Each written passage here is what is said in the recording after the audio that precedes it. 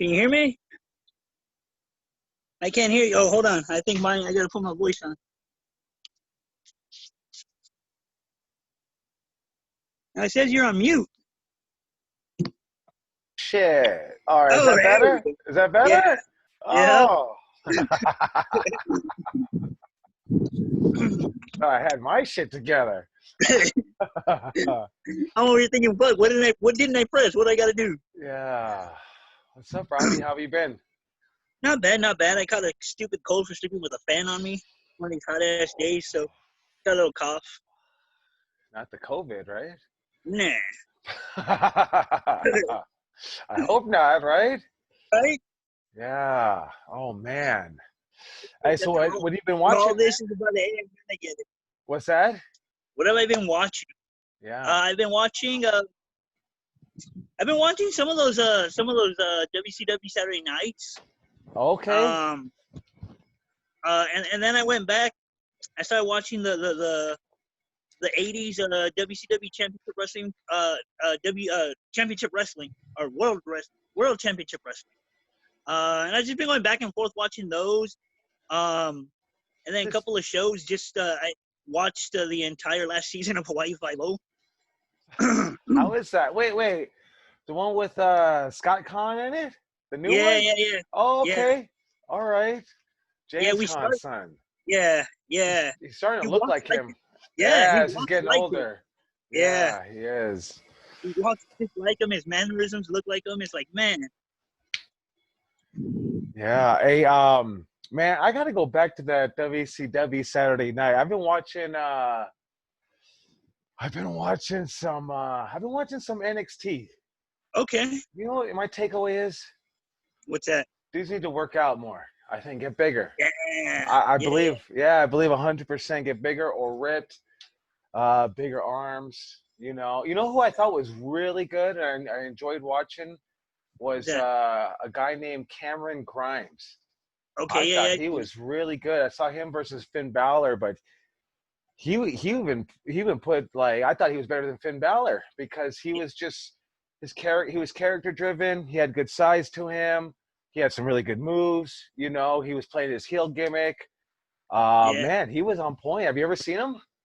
I seen him maybe once or twice. I think I seen him, and Okay. yeah, I did like his look. I like the way he moved, and yeah, his character, the way he utilized his character. I was like, okay, I can go with this guy.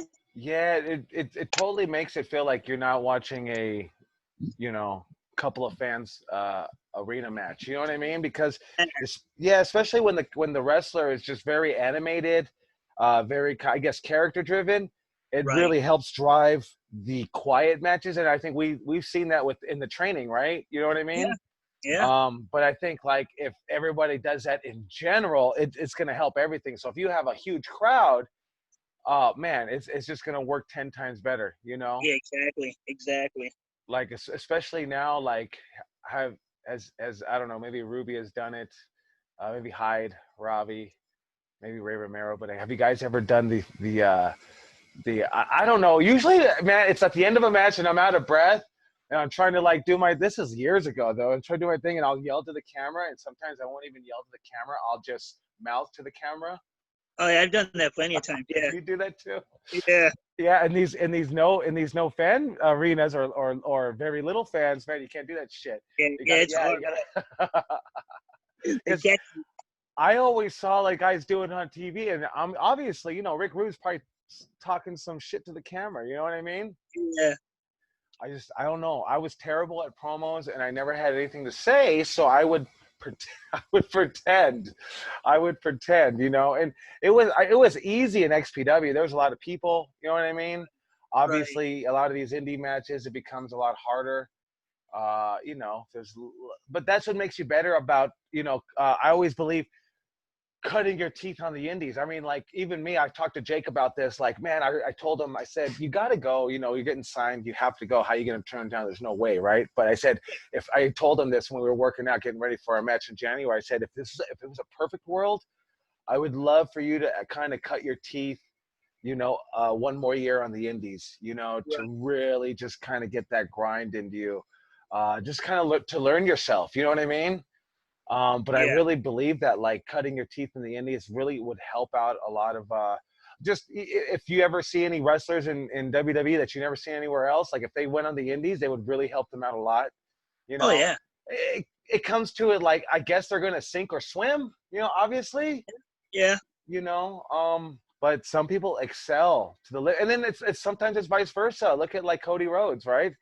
He goes Yeah. from WWE and then he becomes like I think he's probably one of my favorite wrestlers right now is Cody. Yeah. I just think everything he does is just solid. And I watched his match yesterday. He wrestled one of the guys from Private Party. I don't know the guy's name. The one with the mohawk. Mark Quinn. Mark Quinn. Well, he doesn't have a mohawk. He's got the hawk. He's got the he's got the double hawks. Joey, did you watch that opening tag that was FTR versus Butcher and Blade? Because that I saw clips of it. I haven't got a chance to sit down and watch. I actually got a chance to sit down and watch NXT. I watched the full fully thing, recommend it. It was well. You know what? I mean, from what I saw, because I had the whole match on, but you know when you're doing something, you're not paying attention to it. But yeah, everything looked incredibly solid. I think. What did who are those guys? Butcher and the Blade, they lost, obviously. Yeah. I would have hoped they wouldn't have lost. Maybe like started a feud or maybe a schmoz ending or something like that. But I think it was like 60-40 offense, so like it wasn't a complete squash at all. Yeah. I think I did watch that Cody match and I thought he's really like just on point, on par. Personally for me, I thought maybe he gave that guy too much. But also at the same time, I see that they're really trying hard. AEW is really trying hard to build stars. It's kind of like what we do, Rob, at Santino Brothers. Like, we'll put a new guy in who we're kind of have a little faith in, like say it's Slice Boogie, before anyone's seen him. And we want to put him in there with Jake and put him in there with Eli in better matches, trying to get him on higher on the card to try to build a name. You know what I mean? As opposed to just, well, you're going to work your way up for 2 years. You know what I mean? So I think they do a good job at trying to give the guys a chance. I don't know if the guy hit it off. I think maybe he kind of sunk a little bit, but give him another opportunity. Sometimes it never comes though. It just looked like he needed more character or something in it. Cody was doing the flex and then even did the fingers, like he, did the push-ups. But I mean, come on, that's Cody, man. That's like the son of Dusty Rhodes. You know what I mean? Like, how could you go wrong? Same thing with Charlotte. Like I always say, like, how could she not be good? But there's some second generations that it just doesn't click. You know what I mean? Like it just doesn't click. But yeah, I think probably Cody's my favorite, and Charlotte is probably my favorite right now. From what I've been watching, maybe I got to watch some more. I guess I've been watching some AEW, but maybe I got to watch some more AEW. Check it out, and I think I enjoy Tony Schiavone the best about AEW. I just like that. I don't know. I think it's that old school. I mean, there's no way around it, man. They got that WCW feel. Just I think being on TNT and stuff. So I really dig that. I really dig that. So, we'll see where wrestling goes. I mean, they say the ratings are kind of down, which is kind of odd, right? I mean, I'm not a ratings guy, but man, you would think like during this quarantine time, there's been like, now they're starting to open stuff up. Like I saw NASCAR on TV the other day with no fans, but like during the quarantine, you would figure wrestling would have been the only like kind of like new live, entertainment, and man, they just kept shrinking. So obviously the fans have a lot to do with it. I don't know. We'll see when they open up sports, how football is going to be, watching. I think that's what kind of got the ratings down is fans don't want to see no fans at an arena, watching wrestling. Do you think like when they actually have like I don't know, looks like 50 people around now. I think AEW looks like they got like 100 people in the audience. I mean, do you think that makes it better to watch or? I think so. I think back when I was a kid and I'd go watch live WWF events, it would like throw me off because you didn't hear the announcers. I'm like, what's going on? Why don't I hear Jesse Ventura? Why don't I hear, Gorilla Monsoon? What's going on? Why aren't I hearing them? And you hear the crash of the mat and all that. That's cool. But you don't hear, them calling the action and you're not getting pumped up. And then, the fans, they're there, but Yeah. it's, you got a ticket from your uncle or something, and you're just there drinking beer, so you're being silly. But then you watch it on TV, and it's like Jesse and Gorilla are going back and forth, and the fans are like, oh, you know what I mean? So Yeah. I think that's what it is. Is when you're watching it, and you see like no fan interaction. Even though you see guys come out and they try, but there's no fans. I just think that's what it is. It's the fan interaction that the fans aren't watching. I mean, it's definitely a necessary evil. You know what I mean? Like, yeah, the wrestlers need the fans, and the fans need the wrestlers. Like, obviously. But yeah, I mean, even the fans watching it need the fans there. It just makes it look so exciting. Right? I mean, we've watched these college games, right, where they're Division I, and man, there's nobody in there. It looks like high school football, and then you watch Alabama, and it's like the Super Bowl. Yeah, You know what I mean? Yeah. And that shit, the Alabama game or at the Notre Dame or wherever it's packed is exciting. I hate the Chiefs. I hate me the Chiefs, man. But you watch the Chiefs at home, man, that crowd is alive. Yep. It's like I always say to myself, man, wish the Raiders had something like that. Like they got that, like shit. Oh my God. Yeah. I always say that shit sounds so stupid, but that's just because I'm a Raider fan. Oh man. But yeah, it's a big deal. Like when there's nobody there, it's just you actually want to turn the channel. Maybe that's what it is. When I'm watching that football game and there's really nobody there, I kind of want to turn that. Nobody's interested in this shit. Yeah. So maybe that's what's going on. So I don't know. Maybe it seems like everything's opening up. Yeah. Everything's going up though. All the numbers are going up. They're worse than when we were, but I don't know. I guess it's like one of these things that we're just gonna say, hey, it's gonna be 99% of people are gonna be fine, right? Right. Yeah. And then I don't know. The media they just try to throw out horror stories and tell you like, oh, this shit happened. You're like, that's sad, but if you watch the news all day, it's terrible. You know what I mean? Yeah. Yeah. You And that's watch news all day. You wouldn't leave the house at all. Yeah, that's just any news, not even COVID era. Just watching the news, it's like, fuck, it gets you like, I don't want to do shit, man, Yeah, that's why I stopped watching the news. Every time I turned on the news, it was, in this town, this murder was reported, or, this is going on. It's all bad, and it's just like, man, I don't want to watch this. Yeah. All right, so let's see who's here today. Ruby Reyes, how are you today? Ruby, what have you been watching?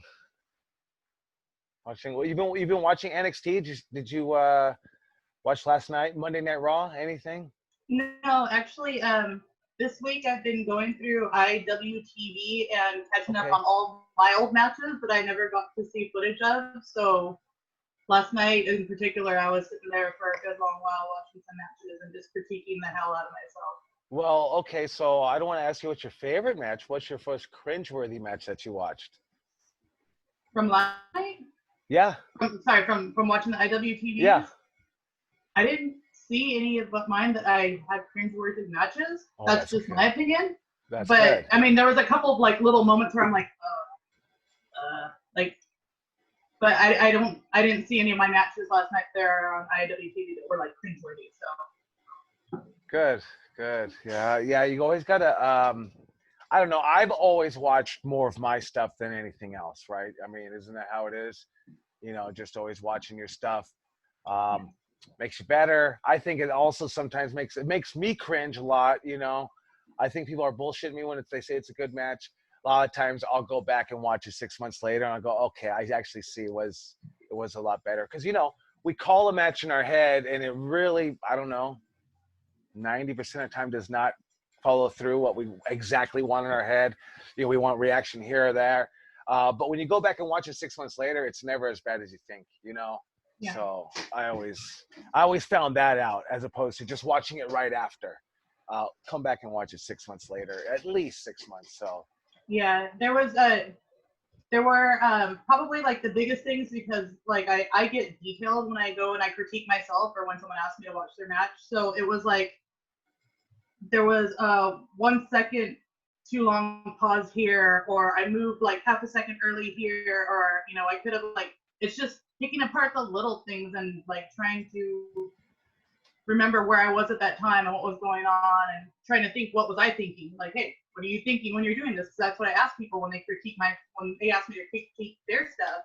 I'm like, well, what was going on in this moment? Like, what's going on in your head? Because this is what it looks like right here.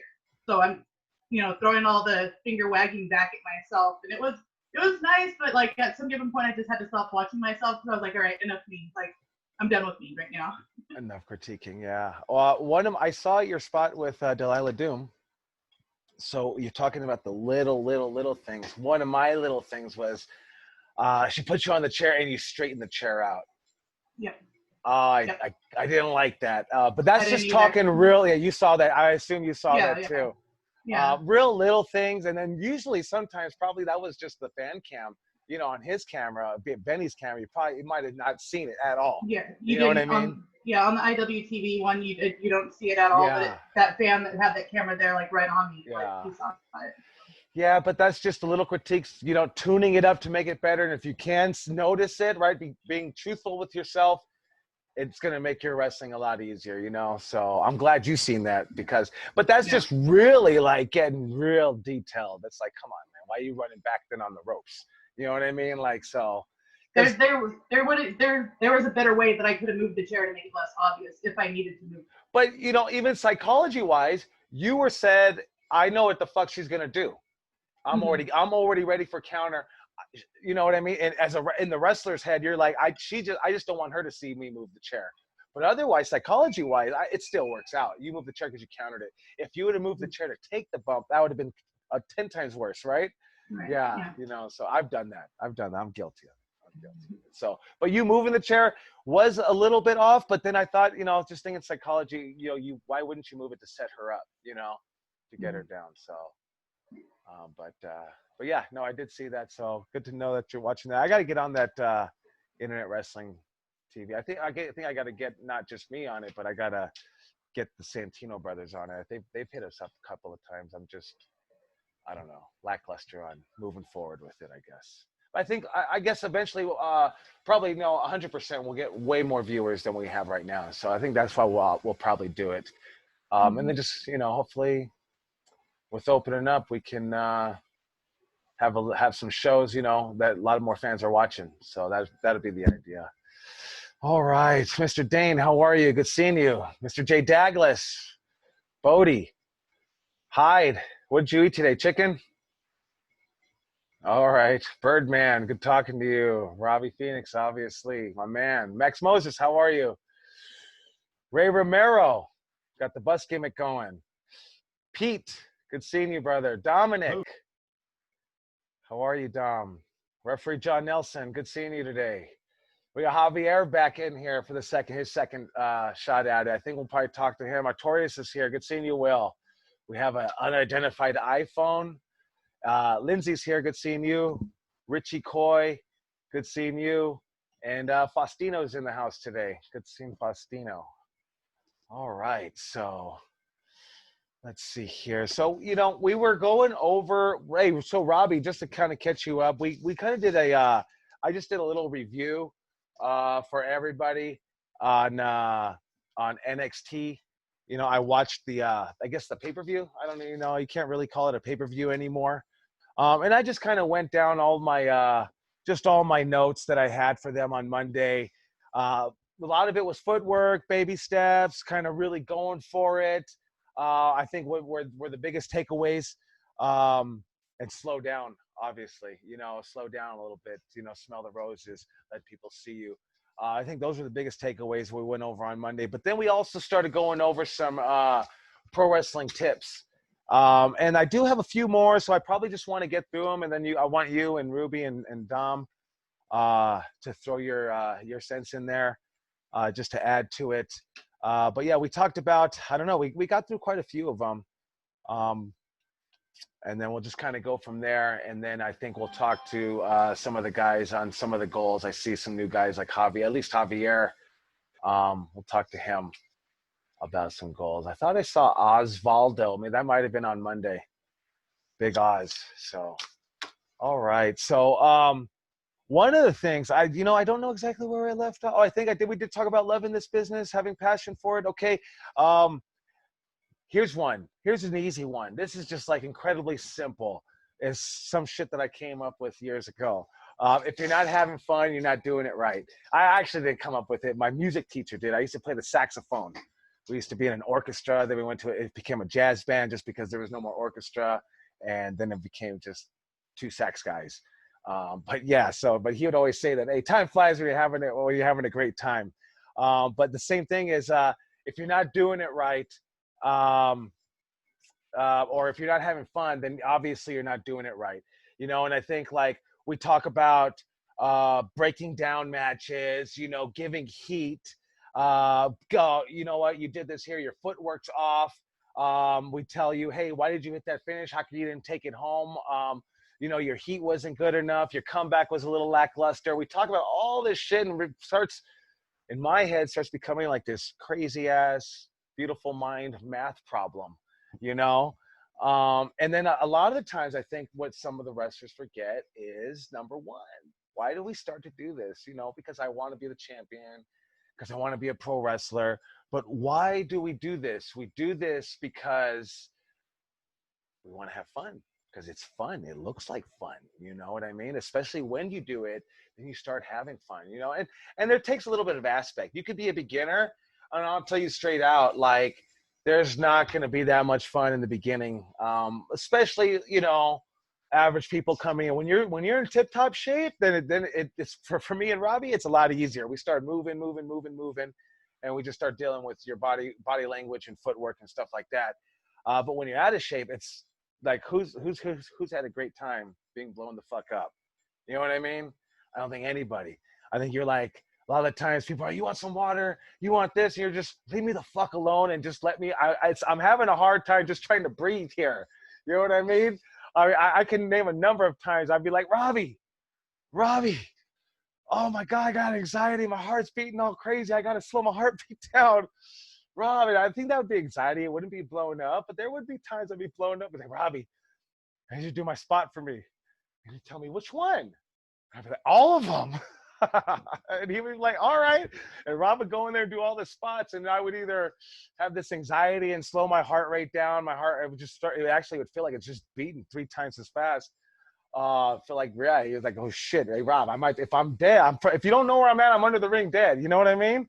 But yeah, but there were also times like, fuck, I'm out of shape. Rob, help me out here, do my spots. But there's no fun in being blown the fuck up, right? Because then Rob does all my spots and he took all my shine. He earned it. You know what I mean? I just sat there like a fucking dumbass. I didn't get shit in. And I would feel it at the end of the night. Be like, fuck, I didn't do anything. I did one thing. I did one move. You know what I mean? But, you know, whatever the case is, it's never fun being out of shape. So, like, when you're in shape, you're going to have a lot more fun. So once you can get through that in the beginning, then you start wrestling and trying to put all the match together and where the footwork goes and how to hit the ropes perfectly, how to hit the move, how not to hurt somebody. Man, I think a lot of wrestlers forget to have fun. You know, I think it's so important, you know. But yeah, so if you're not having fun, you're not doing it right. That's number 17 on my list. Anything you want to add to it, Robbie or Ruby? I just 100% agree with it. You know, anything that we've ever done in life, we weren't doing it right. It wasn't fun. You know what I mean? You go back to as a kid playing video games. If you couldn't pass the level, what'd you do? You got pissed. You turned that shit off and went and go do something else. You know, you're not having, you know, if you're not doing it right, or you know, you're not having fun. It's just not fun. But then when you know all the, you know, when you know all the shortcuts, or when you know the game and you know what's coming up, man, that's when you're like, look at this, watch this, watch this. And you're like, you're Mr. Badass, and all your friends are like, hey, that's cool, he knows this. Well, yeah, because you've been playing and it's fun now. And wrestling's the same thing, man. When, like you said, it's no fun when you're sitting there blown. You're like, I can't breathe. And the dude's telling you, come on, man, we got to go. Let's go. It's just not fun. It's not fun. It's just not fun. And if you're not having fun, yeah, you're not doing it right. I 100% agree with that. Hey, Rob, there comes that point where if I see a guy's out of shape, I'm going to have some fun. You know what I mean? Now, if it's to the point where there's been points, man, I'm not throwing out any names here, but there's been points I try to pick a dude up and they just would not respond. They would not get up. It gets you so pissed off. Like, get the fuck out of the ring then, bro. Like, oh my God. Yeah. But Yeah, but a lot of the time, like if a guy is just blowing up, but you know he could kind of still go, and it's just like I don't know, he's being a punk about it. Like he's not in shape, he hasn't been doing his cardio. You know, he's been hurt when we do the fucking first 45 minutes of our card workouts, but then you know we're doing the move, and he's like, I could do it, coach. That's the guy you want to get in there. Yep. Yeah, that's the guy you want to get in there and kind of like run him. That's what we say, you know, just run him. Like I'll go in there, run him a spot. I'll tag Ruby. I say, hey, run him a spot, and tag Robbie and run him a spot. And the guy's like trying to come back at you, and we just keep giving him heat. But yeah, I mean, I would tell Jake that he'd always get frustrated, right? This is at the level of it right before he left, and he'd always get frustrated. And I'd say, dude, like, why are you thinking about all this shit, dude? Just go out there and work. And I tell him that. I actually told him, right? I always tell him that, but I would tell him this time, like you gotta just have fun. Just don't focus about all this other shit about how many followers you got, or did they react to your match, or people didn't react to my match, or I didn't get this booking. Dude, just fucking go out there and have fun. And I'm telling you, because when you have fun, whatever. If you're having fun, you're playing the face. You're having fun, you're playing the heel. Whatever. People can feed off of that, and they could feel that, and it's like they start gravitating towards you, and you start getting attracted towards you. So, and then it's going to lead to what you're probably miserable about. I didn't get the booking. I'm not in the main event. I'm not wrestling the person I want to wrestle. You know, it's going to help all out, but it's just like this. It's kind of like that thing, like, if you give, it's going to come back 10 times fold, but it never really comes back, but it will. But I can't guarantee you it's going to come back right now. You know what I mean? Yep. So it's like, so if you have that fun, it's really just going to feed off to the crowd. And whatever you do, even if you're a referee or you're doing production or you're a commentator, like you got to get that bitterness out and just remember why we're doing this, man. Let's have fun and be the best at what we're doing. Because I guarantee you what you're looking for, it's going to help you lead to it. It really will help you lead to it. Because if you just concentrate on just being the main event or getting booked at this show, like we see it, it's not attractive. You know what I mean? So that's my biggest thing about like having fun. Kind of like free. I guess maybe it's like freeing your mind. Stop thinking about everything and just. Another thing I want to add to that is fun is contagious. So if they see you having fun, they're coming in with you. They want to have that fun. It's contagious. Fun is contagious. Yeah, no, exactly. I think that's Robbie simplified it for me. But no, exactly. That's what I was trying to say. So, but yeah, remember that. Get in shape, right? Obviously, if you're blowing up, well, let's fix that, and then let's worry about having some fun. I'd rather you, as a coach, have fun in training, than to be thinking, well, hold on, does this come first? Fuck, dude, just fucking do it. And if you're wrong, I'll tell you, and then we'll go over it again and we'll fucking get it right. But yeah, like, don't ask me, can I do it? Fucking just, if you feel it, do it. Well, I always tell you, hey, Robbie will fucking tell you, shut the fuck up and get back in line. But but yeah, I want to see what you can give out of me. You know what I mean? As opposed to just drilling. Yeah, you're going to get good. That's kind of like really good for an athlete that just focuses on what they need to do. But in pro wrestling, we're not just athletes, we're entertainers, we're improv actors. I mean, it's live American theater. That's what we do, from everything, so that's why you can't just put your head down and concentrate. So another one I have is, man, it's a big one, and I'll be honest, as a youngster coming up, like I'm guilty of not respecting those that came before me. 100% guilty of that. Not that I don't have shame saying that, it's just that's the fucking truth. Like I had guys like Chris Candido and Terry Funk telling me, giving me advice, and I thought I knew better, and it's like, why? But because you're dumb and young and dumb. And a lot of times, like when Robbie or I will talk to you, I'll tell you, and I know it's just going to go in one ear and out the other. Just because, like, these guys were world champions and I didn't listen to them, so why are you going to listen to coach? You know what I mean? So, but not just in that way, but just respect those that came before you, the generation. It's just like all your predecessors, everyone that, like, really 100% that paved the fucking way for you. You know what I mean? they paved the way for you. You know, I get it. There's villains in wrestling. You know, people will think, you know, Jim Cornette's a villain or Vince Russo or whatever. I get that, and they won't have any respect. But I'll implore you, fucking. Well, you might read what people say on Twitter and say fuck that guy right there. So I get that, but always, you know, never take on anyone else's heat. You know, I implore you to always fucking meet people and make your own decisions for yourself. But yeah, I mean, because and let me just tell you why about respect is so important. It's incredibly important. I see a lot of guys, not lately. I think maybe more like 3 or 4 or 5 years ago, just a lot of disrespect in the business, talking shit to people on social media or whatever the case is.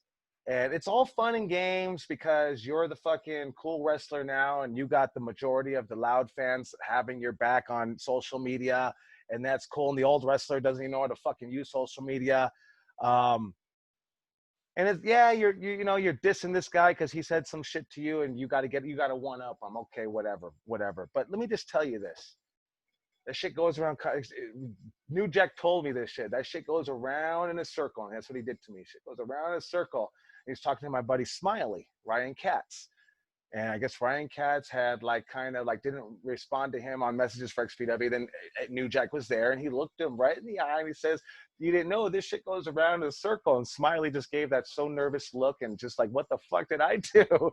Like, shit. But this shit does go around in a circle. So when you're there at 22 years old shitting on a fucking veteran for whatever reason that you find deem worthy, you know, expect in 20 years, some fucking punk fucking kid, and I'm telling you, when you're 42 years old, anyone coming up is a punk fucking kid, and if they're disrespecting you, you're fuck. And everyone's fucking cheering that motherfucker on. I say it stops right here at wrestling school, and we teach you guys, no, have fucking respect.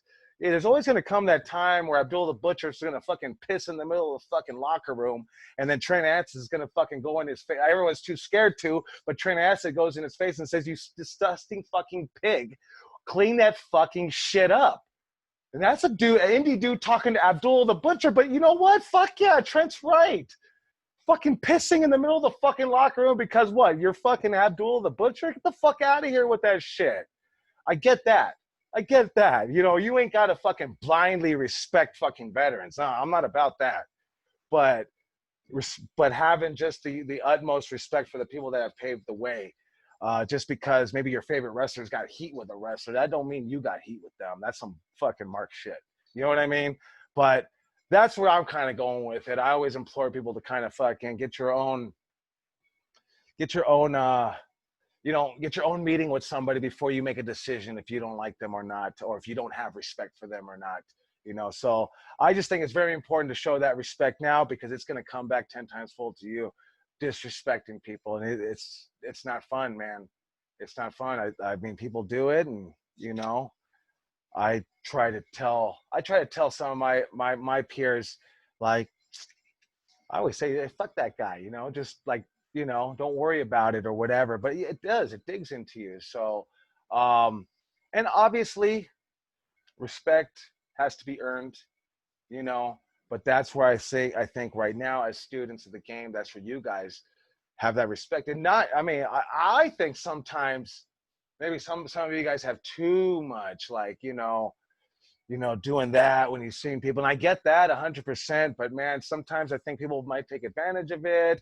Sometimes people think it's bullshit, like, you know, bowing your head. I've heard people say that, you know, well, hey, what do you think about this train? Oh, they're cool, but you know, that bowing the head shit, it's fucking fake as fuck. And I'm, fuck, you know, I thought, to me, someone that told me that was another coach, so I thought that was cool. But that's a different person's perception, you know? So, just, hey, I think Adam Pearce put it perfectly. Like, treat people with respect, treat people fairly, treat people with honor. You know what I mean? And you're gonna be all right in wrestling. And hey, stay away from the negative. Then if this motherfucker, you don't want to respect them or whatever. And there's a lot of times that you might be, I don't know, you might be like, yeah, you know, a lot of the times, I'll be honest with you, like a guy like Hijo del Santo. I'm like, I'll be honest, just my interactions with him are like, fuck that guy, straight up. Fuck that guy. I respect what he's done in wrestling 100%. I see fucking he goes to the top rope and the fucking crowd goes ape shit.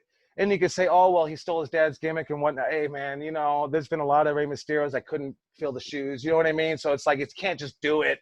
But I have that.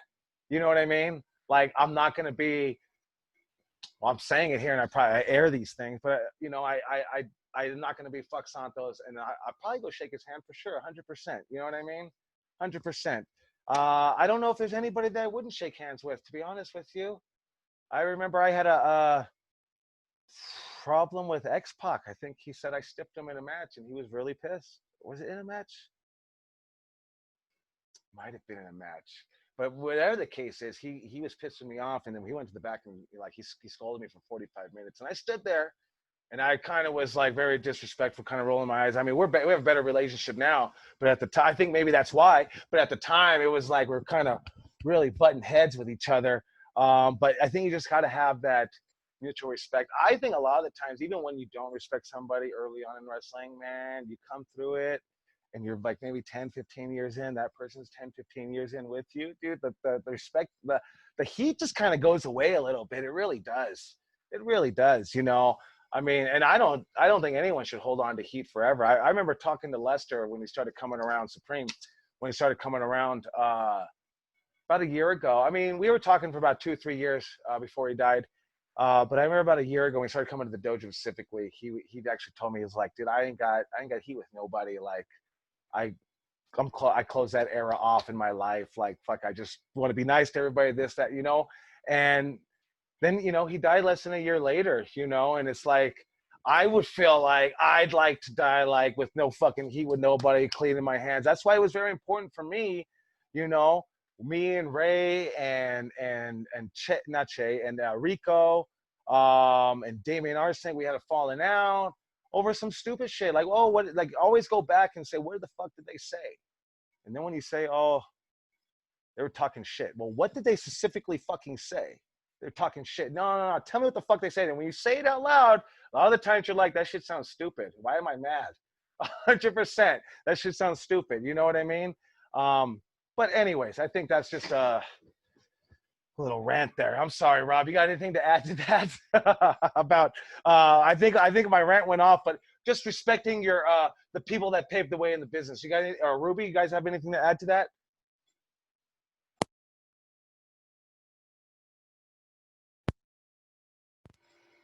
No, just not nothing to add. Just that.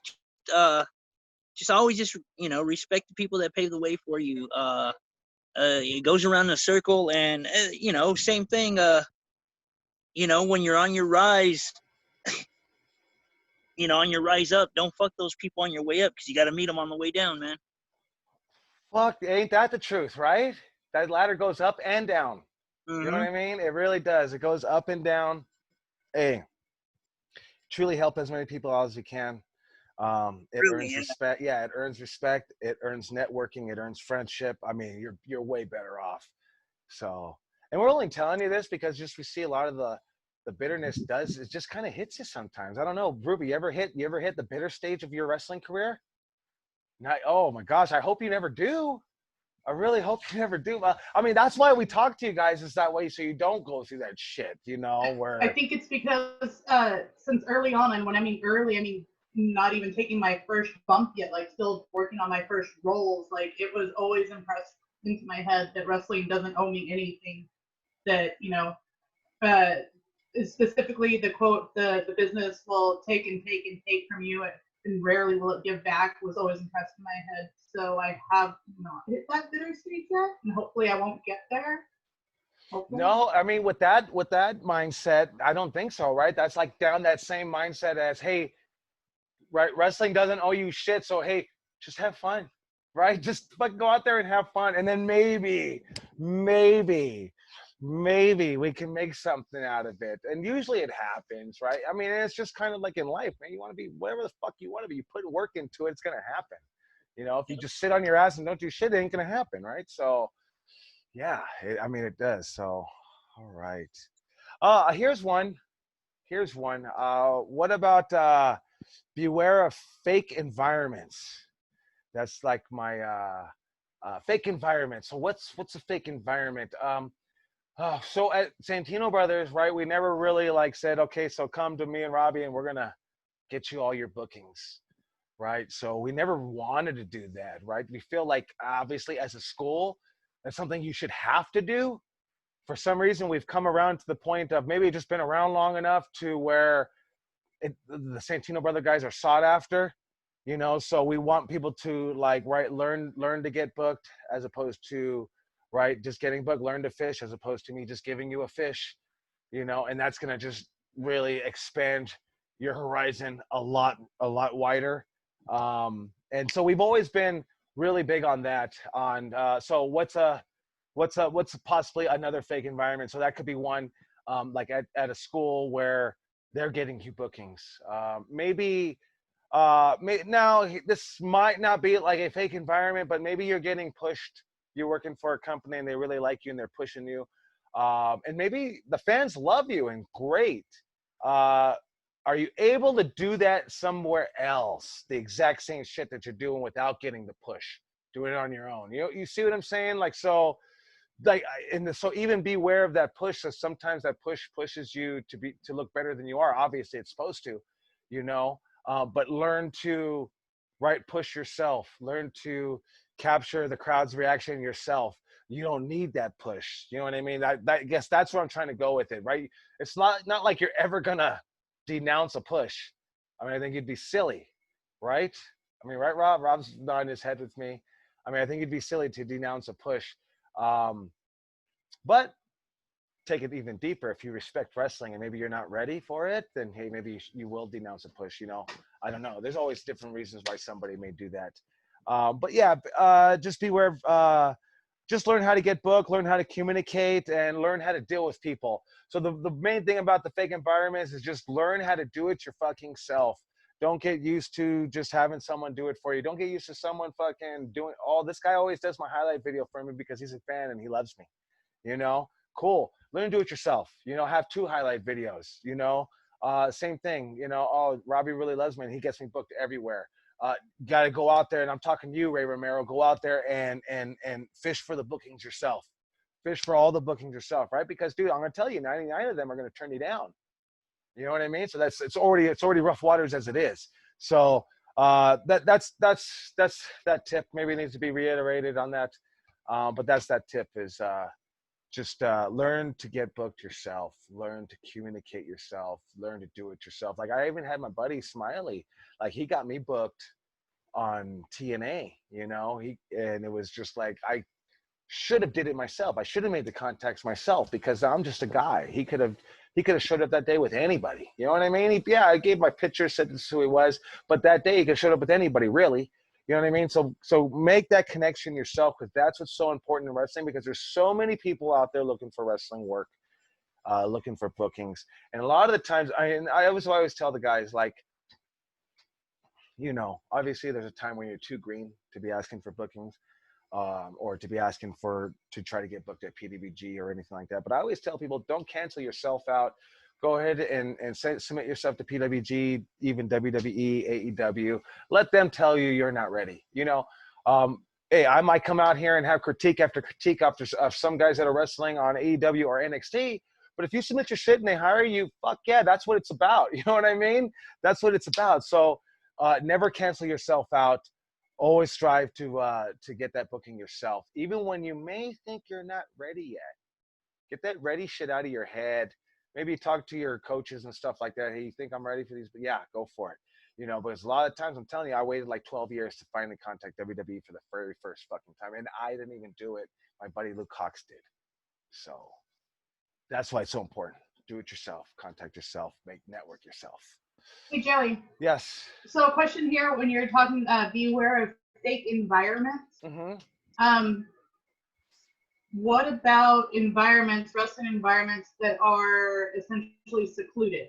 Basically, the people that have wrestling promotions or schools, and they say self-contained, and they don't really let a bunch of their students out, but they'll let some people in. Like, is that also a situation where you want to be less there? or Personally, I think like my whole thing about, you know, wrestling school is I want you to wrestle as many different places as possible. And then even at the end of the day, like I tell everybody, like, you're not supposed to be here forever. I don't want you here forever. I worked for a studio in Hollywood, and I remember quitting one day, and I was real scared to quit and tell the guy I'm going to quit. And told the guy, I was like 16, and I told the guy, he was like, good. I don't want you fucking here forever working that. And so it's always drilled in my head, like even at the wrestling school, like, I don't want you here forever.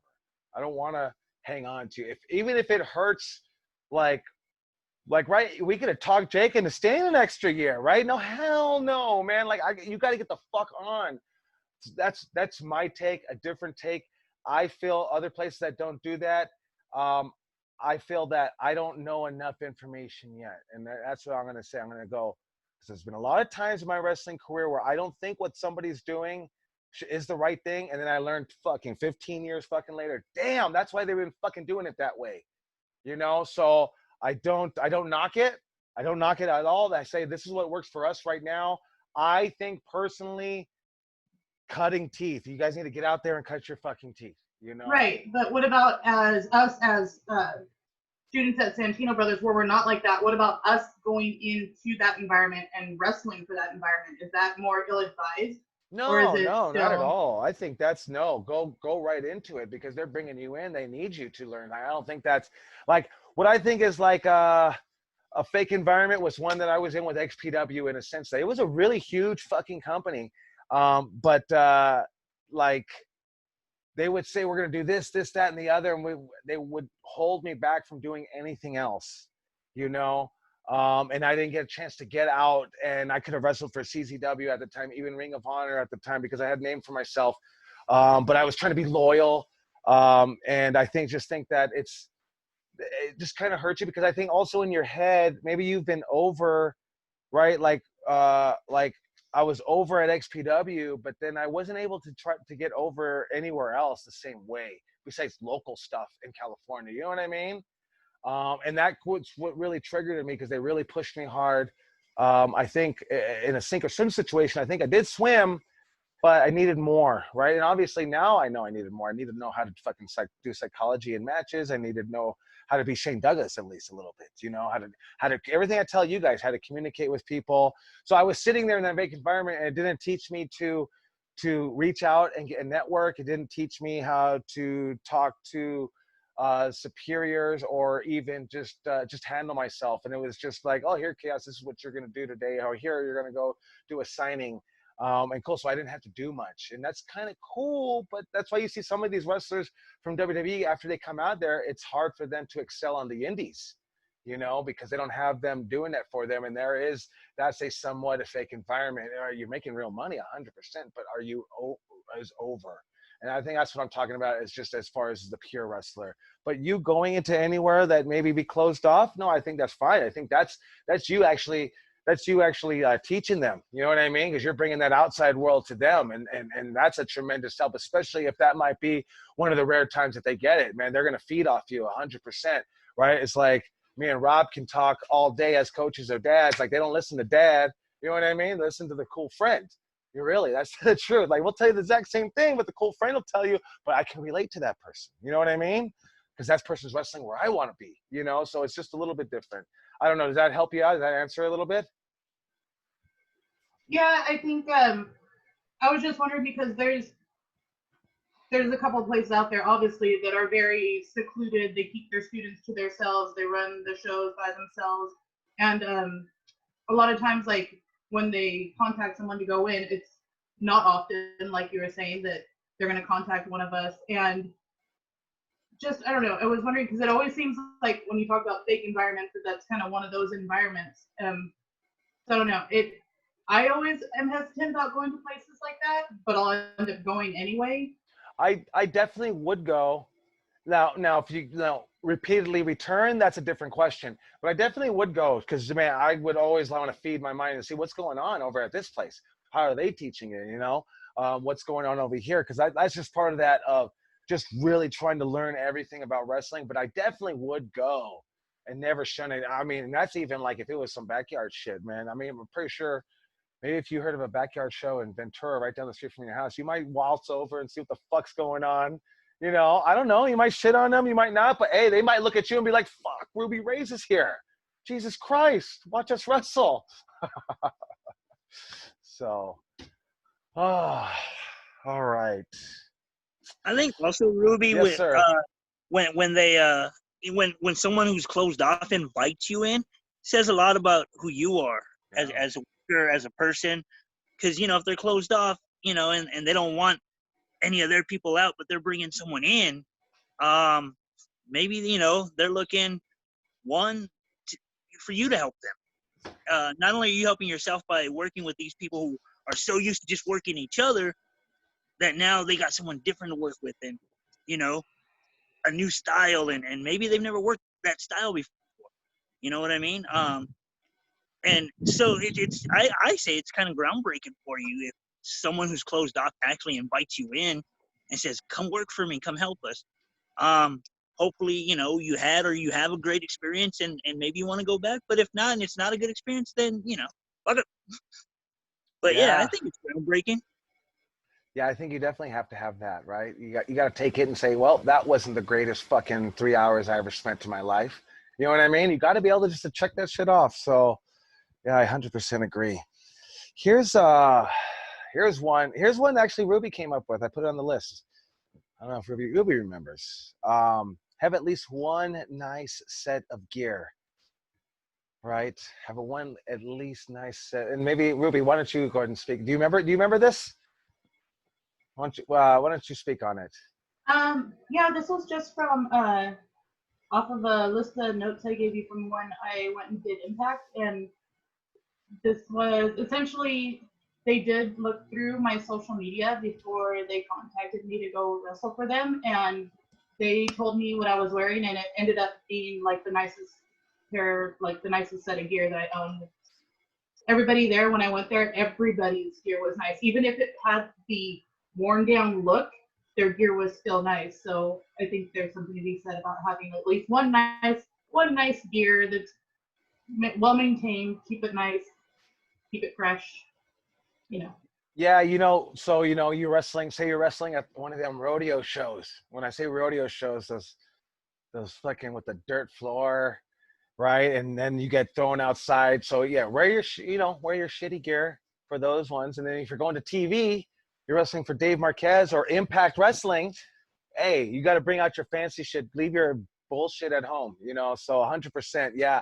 And I know we get so eager, like we always want to wear the new shit, right? Maintain your gear, right? There's nothing worse than having Bush League looking gear because the stitches are coming off and stuff like that. So you definitely have to maintain your gear, but most important is like you should have a brand new set on deck ready to go. One that you've worn once for a big show.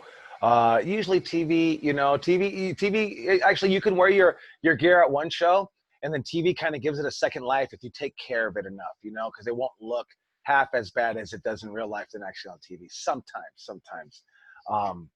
But yeah, and yeah, you gotta have, I'm telling you, this is going back to what she was saying, like everyone had pristine gear. Like really like take time to design your gear also. I think that's important if you have to get a designer. Like I found a guy, Thomas, our guy Thomas here, Odd Thomas. I always have him, like he drew my Mano Roja costume up. And I think he drew a couple of other people's costumes up. And I think it's just so important to have someone, because I here's what I told him. I said, hey, I like Psychosis's gear where he shows the muscles. And I said, I don't know what I kind of want on the head. I think I want one spike. I don't know. And he actually did shark fins. And I said, no, I don't like the shark fins. Give me the 3 spike mohawk. And then I said, hey, but also like you're the designer, so add some shit to it. That's what I told him. I said, add some shit to it. I said, I just want it black and red. So, but he added silver to it. I never asked him to add silver. He added silver to it. And he just put his because he's in animation, so he drew that fucking gear and made it look on point. So I think it's so important to get someone like, hey, if you could draw it out. But man, this guy, he drew me the front side, the back side, the right side, left side, up close on the ass, up close on the crowd, like up close on the face mask, everything. Like, man, he had it all did down like as if we were doing some professional shit, you know. And I say we are doing professional shit because that's the way it should be done. Because then I just sent it to my gear maker. I didn't even go down there. I measured myself, and he did a great job. So it's like when you're working with sharp designers, sharp gear makers, it's gonna make everything better. I think some of probably the most the best priced gear and the fanciest gear is probably gear that you probably get from TJ. I'm 100%. There's probably better gear, but I'm saying at the price for the price. And since we're so close in SoCal, you know, you might want to, you know, think about taking a trip down there. Go, hey, do what you got to do. Go down there with Ray Romero. He speaks Spanish. You know, take someone that speaks Spanish. Take someone that, I mean, like my cousin Peter. Man, he looks like a pure white guy. He lives down in TJ, like 100%. Yeah, and he speaks Spanish and everything. So it's like you'll find someone that's always goes down there. Like I want to say, like Mr. Excitement. What's his name? He's a kid. Ryan Kidd. Yes. Yeah, man. I'm pretty sure that guy. You go down there, you think he's a luchador, straight up. Yeah. So, but that's like Vampiro too, right? So, get comfortable with being able to cross the border, get some gear, get some boots. I think at the best price. You know, you can get some really great gear out here. I know Brody, I think, sends his stuff away to Japan, but he's obviously already made a relationship with the gear maker out there.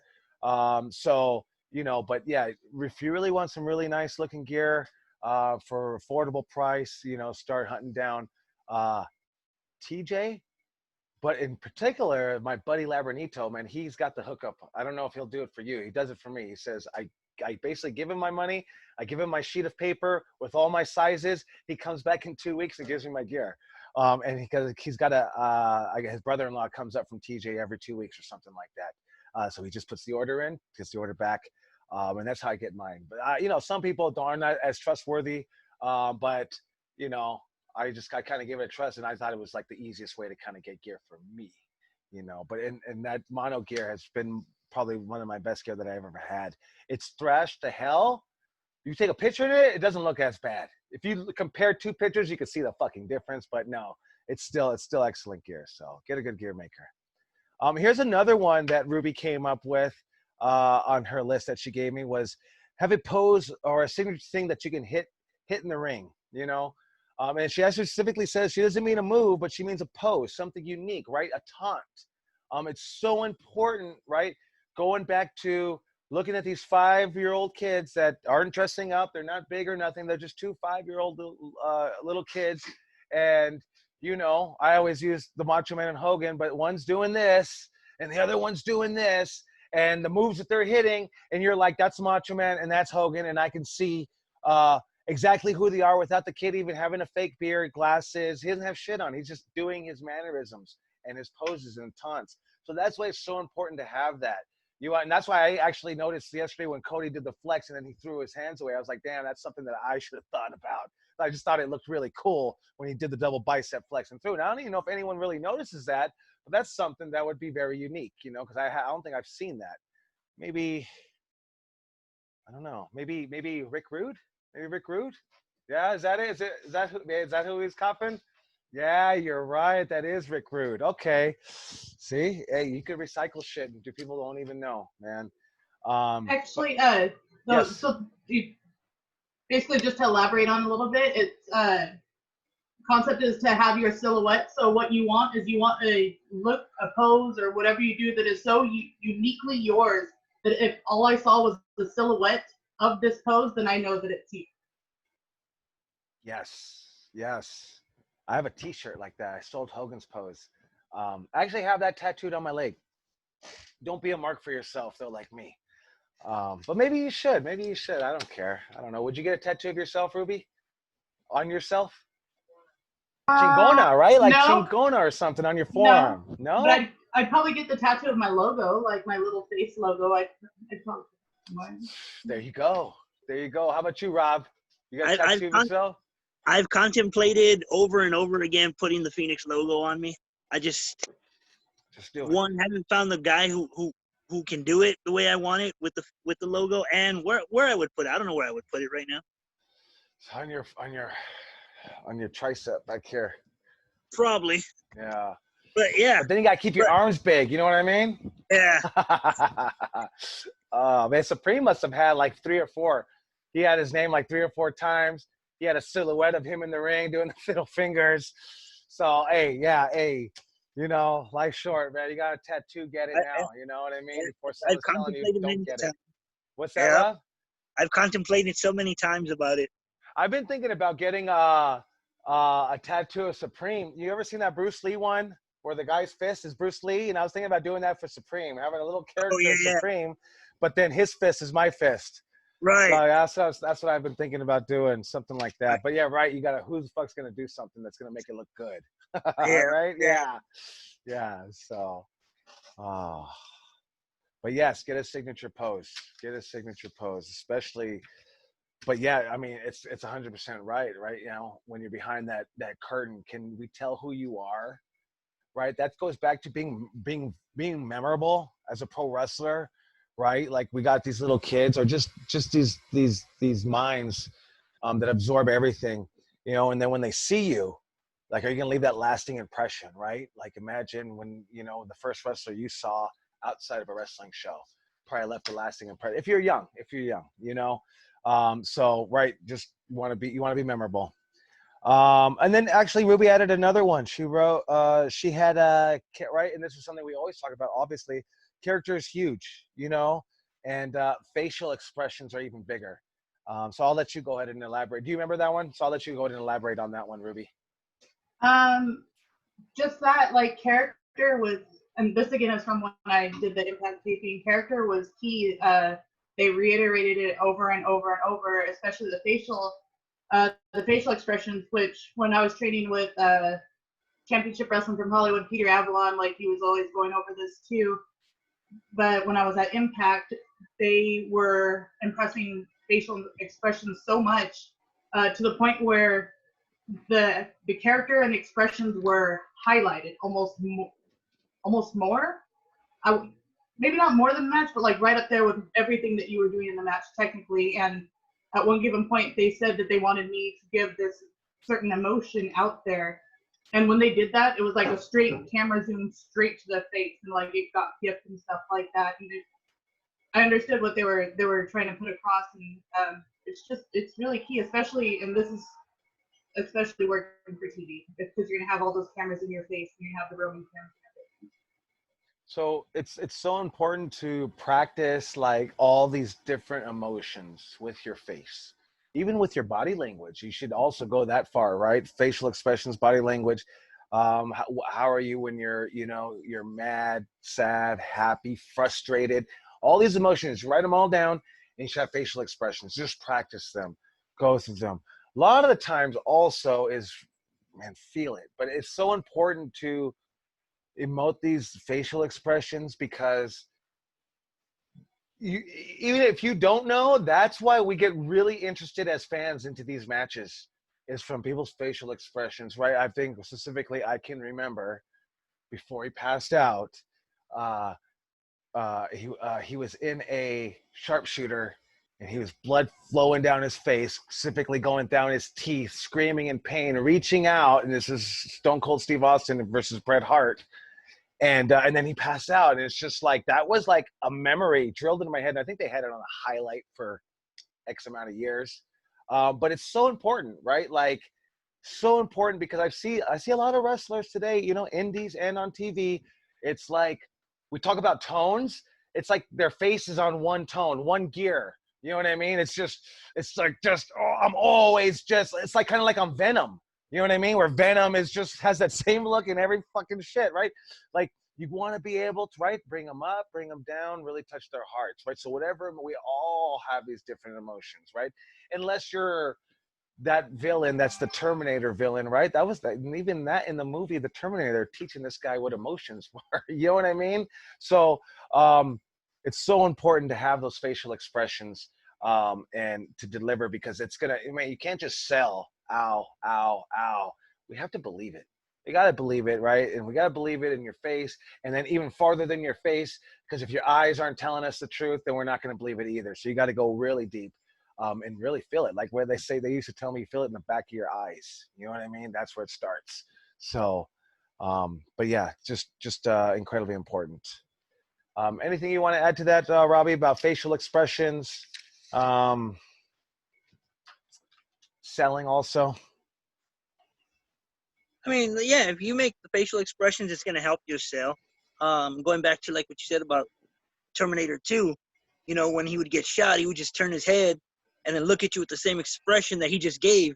Whereas when, you know, Arnold Schwarzenegger started learning emotions, he'd get shot and he would actually sell and go, oh, and you'd see his facial expressions, and then he'd get back up. You're like, oh shit, he's back up.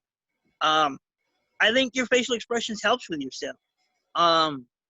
You know, like when we really get hurt, we don't just go, oh man, that hurt. We stub our toe and we make all these goofy faces. Motherfucker, my fucking toe got, fuck, and you hop around like an asshole for like 3 seconds. And then you're like, fuck, that hurt. But everyone thinks you're really injured because you're like, dude, are you all right? And I fucking stubbed my toe, and the whole thing, you're selling it, and your facial expression, everyone thinks you're, fuck, we got to take this dude to the hospital. And, it's like after that wears off, you're like, nah, I'm cool. It's just I stubbed my fucking toe. And but the facial expression and how you sold it is why people believe that you were fucked up. Yeah, I mean, it definitely goes a long way. Oh, someone put the Stone Cold picture in there. Thank you. Thank you. Thank you for putting it up there. Here's an easy one. And I think we've also talked about it, right? I have it written down here. Don't stand or sit in the corner by yourself. It's different here at Santino Brothers, right? Because you're coming in, you know everybody, or we're making sure you got a job to do. But when you usually go to another show, you don't know anybody. A lot of times we tend to sit in the corner by ourselves and become quiet. And I'll tell you this, me and Robbie are sitting there, and maybe you did say hi to us, but you're just quiet in the corner. First thing we're thinking is like, you're full of yourself and you're conceited. I don't know. That's just negative. We think negative first thing. 9 times out of 10, because I've been the guy in the corner not saying shit, it's just I don't know anybody. I don't want to ruffle any feathers, but you have to be personable. I'm not saying go out there and be fake, but you got to network and you got to make friends, and you got to we all have to have this camaraderie because we're lifting each other up for a power bomb, and hopefully that we can land correctly and go home for tacos the same night, So yeah, I think you're 9 times out of 10, if you do that, you sit in the corner, you're going to be called arrogant or conceited. At least that's how it was when I was coming up. And 9 times out of 10, you're not. You're fucking just nervous. You just don't know anyone. You're just being respectful. There's that fine line of being too respectful, of not even saying nothing to nobody. No one even know you're fucking there, man. Talk to the people, right? This goes into back to networking. It's so important. Right? Like if you're at least talking to Ruby, and then Ruby's going to say, hey, we do this up all night thing. You want to come and do it? Right? But if you sat in the corner and never talked to her all night, then you're not going to learn that. You're not going to meet everybody at up all night, and you miss that opportunity. So that's why it's important not to sit in the corner, at least. Maybe that was my own head talking to myself. I would sit in the corner a lot. So I try to talk, I guess. Be personable. A lot of the times I'd be like, yeah, I'll be honest with you guys. A lot of times I'd be like, man, fuck these motherfuckers. 100%. I would be like, hey, I don't even like these guys, man.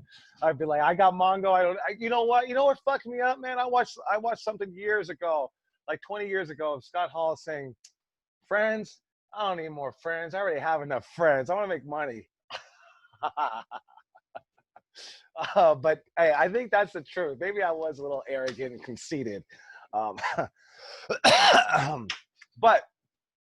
that's the same thing I thought, though, too. If you sat in the corner, I thought, oh, this guy's fucking arrogant and conceited, But that's just me. So, sacrifice, right? Pro wrestling tips, sacrifice. So important. Real sacrifice, right? Real fucking sacrifice. Hey, man.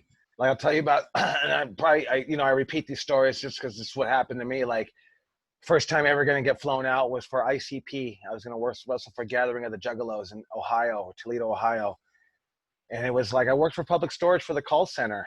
And, man, it was we worked all night till midnight. And I told the guy, hey, I'm leaving today. Opportunity came. You know what happened? Me and Supreme were in a match. We were in a match, and we decided to do some stupid-ass fire spot that we fucked up 100%. Everyone blames Rob Black, but it was me and Supreme's fault 100%. We used the wrong shit. We used charcoal fluid instead of lighter fluid. So if you guys ever think, first of all, don't do a fucking fire spot, yeah? But if you are, lighter fluid, not charcoal fluid, please, yeah? Okay, but don't do it. Don't do it. It's not worth it. But anyways, we did that spot. He actually got 3rd-degree burns. He was in the hospital for a week. I'd call him and they would say, yeah, they're scraping my fucking skin. And he said it hurt like worse than any death match he's ever been in. So a spot had actually opened up.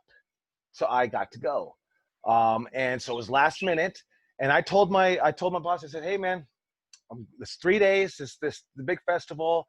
I'm going to go wrestle. And he said, no, you can't go, man. You got to work. And I said, yeah, but I really have to go. You know how important wrestling is to me. And he said, if you go, I got to let everybody go. So you can't go. You got to show up to work because I don't have anyone to fill your spot.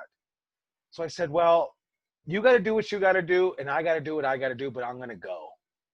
And so he goes, well, you're not going to have a job when you come back on Monday. Now I was getting paid. Must have been like in 2001. I was getting paid $15 an hour. I think we had bonuses. We can get bonuses up to $900 a month. So like for me, man, I think I was like 19, 20 years old, and that was great money, man. But I was like, fuck that. I'm going to go wrestle for the clowns, man. That's it. And I told them that, and I went. And then when I went, it wasn't even about pay. Man, I actually got lucky that I knew Sabu, and Sabu was like, so how much they paying you? And I'm like, oh, they didn't talk to us about pay. No, my dumb ass didn't talk to nobody about pay. And he said, no, fuck that shit. And he actually went over to the clowns, and he came out with $600 for each of us. There was 3 of us. And we were looking at it like, fuck, we never got paid that much for wrestling, $200 a night. And they fed us. We were in the main events. Wrestled. We were in the match with Brutus the Barber Beefcake and Honky Tonk Man. And man, it was great. 10,000 fans. The ring was a little fucked up, but man, it was great. I come back to work that Monday morning, like just going to pick up my shit from my cubicle. And I'm ready to give that sacrifice, right? That real fucking sacrifice. I just fucking, now that it's over, it's all coming down on me like, damn. Like, why couldn't you talk to him better? Or like, why did you just say, I'm going, fuck that. Like, you should have been nicer or something. Man, and I was ready to grab my shit and go and be like, well, I made my decision, man. That's it. I'll fucking find another job. Deal with it, right? He actually seen the passion inside. And he told me, he was like, dude, like, you're doing what the fuck you love, and I wish I could do that. So sit the fuck down and go to work. And I was like, what? I get to keep my job? And he's like, yeah. But I was 100% fucking ready. I'm out. And I'm leaving like an asshole, too. Like, yeah, I'm leaving like an asshole. But that's the sacrifice I was willing to do for pro wrestling. And then I owed him. You know what I mean? I had to work weekends, like, fuck, I don't know how long. But I owed him, you know? But that was the sacrifice. I was ready to lose that fucking job. I'm thankful and glad I didn't. But, like, sacrifice, I don't know, another one. Like, dude, sacrifice of, I want to work for TNA, but they ain't going to fly me out. So I fucking I dropped everything in California, and we fucking moved in a place in Nashville, Tennessee. Didn't have a job, I had $700, and I went, and I think half of that went to rent the first month and groceries. So I don't know, I probably had a couple of $100 left. And it didn't work out, but it was like you have to sacrifice these things just in order to try to get somewhere. I made mistakes. I should have stood out in Nashville for a lot longer. I came home way too quick. Don't come home. You'll always come home. You know, don't ever feel like, oh, I'm getting homesick. Don't worry, you're gonna come home. 5 years, you'll come home. Trust me, you will. You know, I ran home too fucking quick, like a punk, man. I should have stood out there and roughed it out. I probably have been in a better position in my wrestling career. Probably wouldn't have the wrestling school and be talking to you guys right now, though. But I should have toughed it out because, you know, everything happens differently. So just real sacrifice is so important. I remember a time I was on WSX, and this is just sacrifice for the honor of pro wrestling. I got booked for a guy booked me in Utah for $250. I was on WSX. The week before I was booked in Utah, I went to Mexico. They paid me $800 fucking bucks, and they actually said, "Hey man, we want you back next week. Can you come back next week?" And I said, for honor, like, I don't want to fuck this guy over. Like, I'm going to, like, a lot of the times I still think about this today. Dude, do what's fucking good for yourself. Like, I'll probably tell you that as a student. Look after yourself, number one. It's me, for the honor of wrestling. I was like, no, dude, I'm already booked. Can you get out of it? No, I'm sorry, I can't. They're counting on me. They fucking named the show after me up there in Utah. There must have been like 150 people up in Utah. Mexico were wrestling in front of thousands of fucking people. So, like, totally wanted to go to Mexico, but I felt I had to go there. So I sacrificed even just, not just only the pay, but like the roar of the crowd in Mexico, and they treat you better. You know what I mean? And they treat you like a fucking, just a different star, right? You got 150 indie fans, or you got thousands of fans at a fucking arena in Mexico. You know, it's a difference. But those are just some of my sacrifice stories. Robbie or Ruby, do you guys have any stories about real sacrifice in pro wrestling that you guys have made? I remember when I signed up for wrestling school, and they told me the schedule, and it wasn't going to work out with the job I had at the time because I worked nights. So, and we trained twice a week when I first started. So I found that it wasn't going to work. So I quit my job. I went in and I told them, hey, you know, I'm doing this thing and the schedule doesn't work. So I'm going to have to quit. And they were like, you sure? I'm like, yeah, you know, this is what I want to do. So I quit, and then, you know, started training.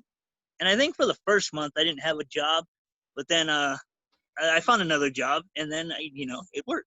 I made it work. But that was that sacrifice. I was willing to quit my job because it didn't jive with my training. Yeah, you know, because I think we hear a lot about, like, oh, you don't have any morning classes or stuff like, hey, bro, how bad do you fucking want it? You know, like, you hear, like, fuck, like, guy like Wasco drove from Wasco. Like, you know what I mean? Yeah, like, it's pretty far, you know. Ruby drives from Ventura. Ventura, like, the Majestic Theater to me is in Ventura. That's fucking far, man. Like, you know what I mean? Like, it's just, man, it's so important to be ready to sacrifice a lot in wrestling, right? You hear about a lot of these fathers in wrestling talking about they don't have relationships with their kids. I don't know if that's a good sacrifice, but that's fucking real sacrifice that you're gonna have to probably do if you want to be on the fucking road all the time. Yeah. You know what I mean? You got to think about stuff like that. Ruby, how about you? I know you got a lot of sacrifice. Yeah. I think it all started like when I signed up for Santino Brothers. I signed up for Santino Brothers as I was starting grad school at USC. In fact, one of the reasons why I chose to go to USC was because it was so close to Santino Brothers.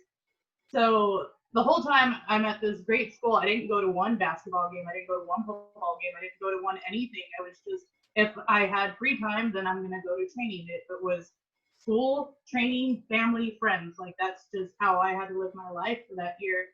And that was fine. And I thought, you know, you think that you're sacrificing a lot until you get out, and then you go past that and you get out into the real world. And here I am with my master's degree, and I was working for this great company as a marketing analyst. I was pulling $4K a month, like right out of grad school. And that was really nice. And this is gonna be funny to you, Joey. And then a lot of the bookings started coming in. And here I am with this 40-hour-a-week job as marketing analyst for this big company. And then I got basically all these bookings in the mid-states, and I knew that there was no way that I could keep all these bookings and do all this and still keep the job I had. One of them was for the Gathering of the Juggalos. Oh, nice. So I wound up, me and you have the Gathering of the Juggalos being one of the reasons why I actually quit my job, was because that was one of the bookings I had on this mini tour of the mid-states. And really just that year was a lot of, I'm gone for 2 days, I'm back for 3 days, I'm gone for 4 days, I'm back for 2 days. And there was just no way I could do it. So definitely, you know, sacrifice your fun time, you sacrifice job. And honestly, for the last, I don't know, X amount of years, sacrifice most relationships, because I've given my life to wrestling. So if it's a weekend, I'm pretty much traveling every weekend. So I don't have a whole lot of the friends outside of wrestling. I don't have a boyfriend. I don't have this. I don't have a fiance. I don't have kids. That's just kind of how it goes, though, because I'm giving myself to wrestling. Yeah, and you know, I think like when you say that, like I think like a lot of times like we don't go into it, I'm gonna quit my fucking job today, or I'm gonna do this, or I'm gonna sacrifice this. We don't go into it. We get bit by that fucking wrestling bug, and it's like we got that Jones, and we gotta you know what I mean? We gotta curb that feeling. And so I don't think you ever go into, well, we tell you, hey, sacrifice is involved. I don't think you go into really understanding how much you are going to sacrifice without even knowing. You know what I mean? Like, you know, like Ruby said, like, hey, like someone like me and you, like I caught myself, I'm 42 and I don't have any kids. You know what I mean? And I look back and go, wow, what happened? So if I can give any advice to the young guys, like find balance, I would say, because I'm going to be honest, I don't think we go in understanding how much sacrifice we're going to give until we're actually already getting it, and we look back and see what the fuck, I'm 42 years old. Like I pretty much sacrificed my career to run the wrestling school, because I believe in order to be a great trainer that I can't moonlight, you know, I got to 100% go into that, you know. And I feel like that's what leads to a little bit of success of Santino Brothers, is just that I'm not doing something else. This is just all I do. So, but I don't think you look into it and say, I'm going to sacrifice all this shit. You just go like, oh, I'm not going to wrestle for right now. I'm not going to wrestle for right now. I'm just going to get the school together. You know, it's been fucking 12 years now. You know, you don't go into it saying, I'm going to just quit my wrestling career. No, you don't say that. It just happens. So if I can give you some advice, like find that balance. Like I missed, when my grandmother passed away, I seen a lot of pictures of her 50th anniversary with my grandfather. And it was just like, I wasn't there. And it was like, why weren't you there? And then it was like, I thought about it. It was like for some wrestling that I can't even remember. So really find that balance, because I think we find ourselves sacrificing without even knowing we're doing so much sacrificing. And before we know it, it's been a lot, and we don't have relationships with our family or friends. I hear that a lot. I hear that a lot, like friends. Oh, I don't talk to them no more ever since they started wrestling, but they'll come and see them wrestle. And then I'll talk to the friends and they'll say, yeah, we don't really hang out because he's always here. You know, he's always with the Santino brothers, always training or doing something. You don't really understand that you're going to sacrifice that much. So I think that's why we try to preach it. But really, I believe, try to find that balance. I mean, what do you think, Ruby? Well, it's like you said, it's one of those things where you don't realize that it's happening until it's you something hits you in the face that it's happening. And it was the the Champa seminar that we had where he discussed this. And at that given point, I tried to go back and try to make amends, and I did make amends with a lot of my friends out here in the non-wrestling world. And I've been trying to make efforts to make sure that I keep in touch with these people out here, and to go, and maybe I'm not going to take this booking because it is my parents' 50th anniversary and I want to be there for that, or it's my godson, time to go christen my godson. So it's just like any career where you have to have that work-life balance. So that's me. That's what I was honestly working on, and then we got on lockdown. So that's cool. Whatever. Well, yeah, it looks like hopefully we're coming out of it, you know. Yeah. But yeah, you know, so definitely find that, like I can just find that balance. It's so important. I take it to a morbid level and I say, hey man, spend time with those people that are going to be there with you at your deathbed. You know what I mean? And then so I started looking at my mom and everybody, all my family, that I would be there for their, like, man, I gotta take care of my people, you know, and not just wrestling. Oh, I can't go. Oh, I'm doing wrestling. Well, you know, I'm going to put wrestling aside now. You know, I got to. And because I didn't understand the balance that I needed to make. So I'm going to tell you guys, it's going to take a lot of sacrifice. But within that sacrifice, try to find some balance and understand sometimes when you don't sacrifice because you're going to go to the grandma's birthday, you're going to probably lose a spot, but you got to be okay with that. You know what I mean? And not all the time, but, you know, that's what a lot of times we'll miss grandma's 50th fucking wedding anniversary because I'm going to lose my spot. Fuck that spot. You know, I can't even remember what spot it was that I wasn't there for. You know what I mean? So that's just where I'm at. This is monumental. Maybe you miss 49 and 51, but be there for 50. How's that sound? You know? But yeah, so just find that balance, know that there's going to be a lot of sacrifice, and know that, hey, you get bit by this wrestling bug and you don't even realize that you're sacrificing so much. So, I think that's so important. But I think, yeah, I got a couple of extra notes here, but I think we went through all of our tips, in pro wrestling school. Just know that, hey, like this goes around in a circle. And also understand that, whoever you guys are, if you're a youngster and you're like, fuck the old school, your shit will be old school one day, and you will be the old schoolers one day. It's how it happens, bro. Like, man, everybody, like, I was the youngest dude in SoCal wrestling for like 5 years. Like 5 years. There wasn't young guys for some reason. And then now, like, I'm on like, fuck, not even old school. Like, old school now is like 15 years ago. Like, I'm like ancient school, mid-90s shit. Like, you know what I mean? So, but just understand, like, yeah, hey, and that goes back to talking smack to some of these old timers now. Just understand that you will be the old schooler one day, you know, and everything you say, people, the new kids are going to say, that's the stupidest shit I ever heard. You know what I mean? And you're going to be like, man, that shit worked for me. Like, one day people are going to be telling the young bucks, or the, you know what I mean? They're going to be telling them fucking their shit isn't up to par. The way people talk about Jim Cornette and so on. So it's just, it always happens. And someone talked about Jim Cornette back in the day. Like, you ever heard about how, who was it? They said, it was an old NWA champion, maybe Pete or Robbie might know, but they said like Harley Race was like jumping all off the ropes, and that's not what an NWA champion should be, because he's not wrestling, you know, right. And I think today, guys like me and Rob, we're pretty old. We look at a guy like Harley Race and go, that guy's old school. How can you tell me he was getting shit on for being too new school? Because he was doing the flying headbutt. Maybe his selling might have been a little quirky for some people. But just remember, like, whoever you think is old school today probably got shit on by the old guys. You know what I mean? So it's going to happen to you, so on and so forth. It's a continuing cycle. I think that's what I've learned. I always thought it was, first time it's happening. No, it's just a continuing cycle that's always going to happen. You know what I mean? So dress smart. There's another one I missed here. Dress smart. Have a good physique. I'm going to tell you guys again, work the fuck out. Work out, work out, work out. Hey, how many comic books you guys read?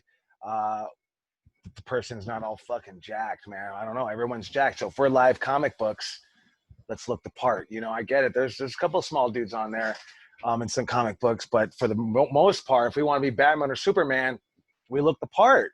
You know, I get it. You want to be fucking small, but you want to be a fucking superhero pro wrestler too. So look the part, you know, and I'm always going to preach that. And I get it. Hey, people will make a good business out of this being small dude. That's fine.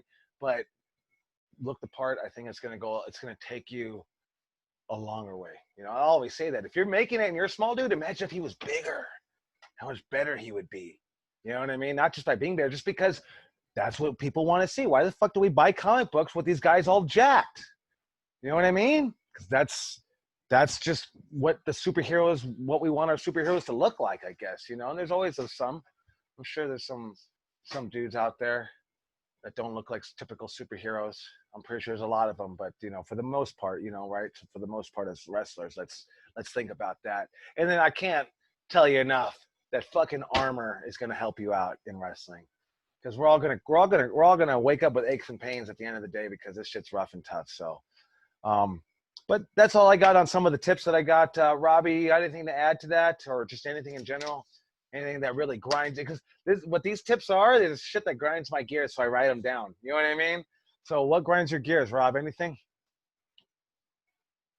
What grinds my gears, I guess. It's just that same thing of watching these young guys, and even on social media, and they're talking shit or making fun of the old guy, and you know they're all jumping on them, and the fans are jumping in like they know what's going on. It's frustrating, because it's like, dude, you're gonna be the old guy one day. Yeah. And you know, you're, like you said earlier, they're going to be shitting on you and joking on you, and the fans are going to be on there, and you're going to be like, what the fuck? I was the cool guy. Yeah, well, now you're the old guy. Yeah. You know?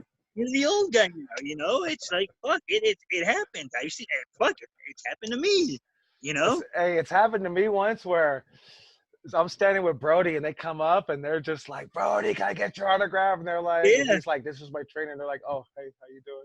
Like, Yeah. Fuck this guy. You're Brody, bro. And I'm like, Yeah. I'm that old guy from beyond the mat sitting in the corner just waiting for someone to notice me.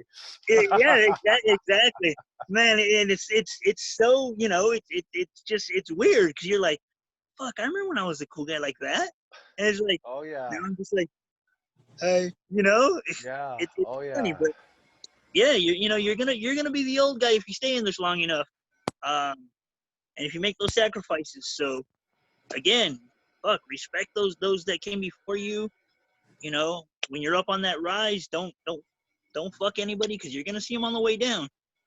Yeah, And you know, hey, and if someone's pissing in the fucking middle of the locker room and they're a veteran, hey, have no problem fucking telling them what the fuck is up, man. We don't yep, take the respect that far where you let them do what the fuck they want to do.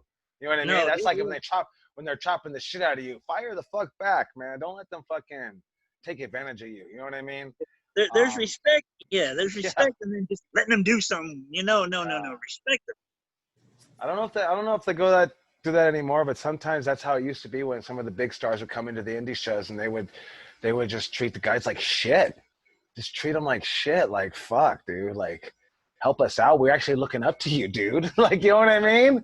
Right. Like, so I get that, you know, and then you're just like, whatever. But for the most part, hey, have respect just for the business itself. They go a long way with it. The business is built on respect. And people see it. People see a lot of the hard work. I know a lot of the times we think no one's watching us working hard, but they see it and it actually gets talked about. And it's not missed. It really isn't. So, and then obviously when you ain't putting in the work, when I say work, like helping out, you know, everyone's helping and you're standing around just trying to do the minimum work. Like that's fucking, people see that shit too. I'm sure Ruby sees, yeah, like she's nodding her head. My She sees gears that too. shit too. What's that, Rob? That grinds my gears too. Seeing that when I see everyone working, like when I see everyone working, and this happened when we were at XPW. You know, we were all working and doing some shit, and you look over and there's this one or two guys who are just bare minimum and hiding in the bleachers. You're like, what the fuck? What are you doing? I remember a couple of times I caught a couple of guys and I ended up throwing screws at them. Like, what are you doing, dude? Like, come on. So, hey, see that? Hear that? Some screws. He has to put the ring together with screws. Can you imagine that? Oh, fuck those old rings, Rob. I mean, I could put it together because I'm the fucking master, but I ain't never put one together. I'll figure it out, though. But fuck that screw shit. Yeah, so, We'll be all there for right. hours. You know what? Let's open it up a little bit. Does anybody have any questions?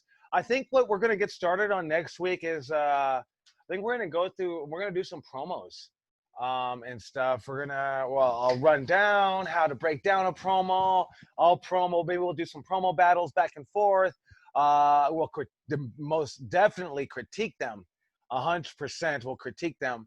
But Robbie's been pretty consistent here on Thursday, so maybe we'll do the actual promos on Thursday. And then on Monday, we'll talk about them. We'll do some exercise for them and stuff like that. So does anybody have any questions in general about what we talked about maybe something else about wrestling, something in life? Just speak up. You don't have to raise your hand because I might not see you. Can I add something that Absolutely. I was looking through the notes for the last two classes, and there's one that is not on there, and I think should absolutely be on there. Let's put it. Get in a fucking car. When people are taking long drives somewhere, if there's a spot for you, get in the car. Whether or not you get a spot on the show, it might happen, it might not, but those hours of being around people who are established in the business and they're out there doing it have so much knowledge, and it's all of this is like communicated in the car, and I can't stress enough about getting in a car and just listening to what they're talking about and even just asking questions while you're in the car. Yeah, have a set of questions to ask. I mean, that's just the experience. You learn how to do right. Oh, I'm telling you, learn how to get booked. Well, how the fuck do I learn how to get booked? Get in the fucking car and watch what these guys do. You see how they talk to people, see where they sit, how they communicate in the back. Are they sitting all in the corner by themselves? Are they talking to everybody? Do they know everybody, But yeah, it's so important. And that's all that, and you should be lucky to be able to go in a car with somebody. I'll tell you what, man, you ain't gonna sit in my car. Fuck that shit. That's me. So if someone opens the fucking car for you, man, get in the fucking car. I don't give a fuck if you ain't working. Bring your gear. Always bring your gear. Never leave your gear at home. You will get booked. I remember getting booked in Mexico. I didn't have my fucking gear, and I had to borrow sweaty ass gear, and it was embarrassing. But I did, and I wrestled Hijo del Santo and Psychosis, and Negro Casas was my partner, and I didn't have fucking gear that day. I had all those motherfuckers. I had the stars of fucking Mexico in my match, and I didn't have my fucking gear. Always bring your gear. 9 times out of 10, it's just gonna sit in the fucking car.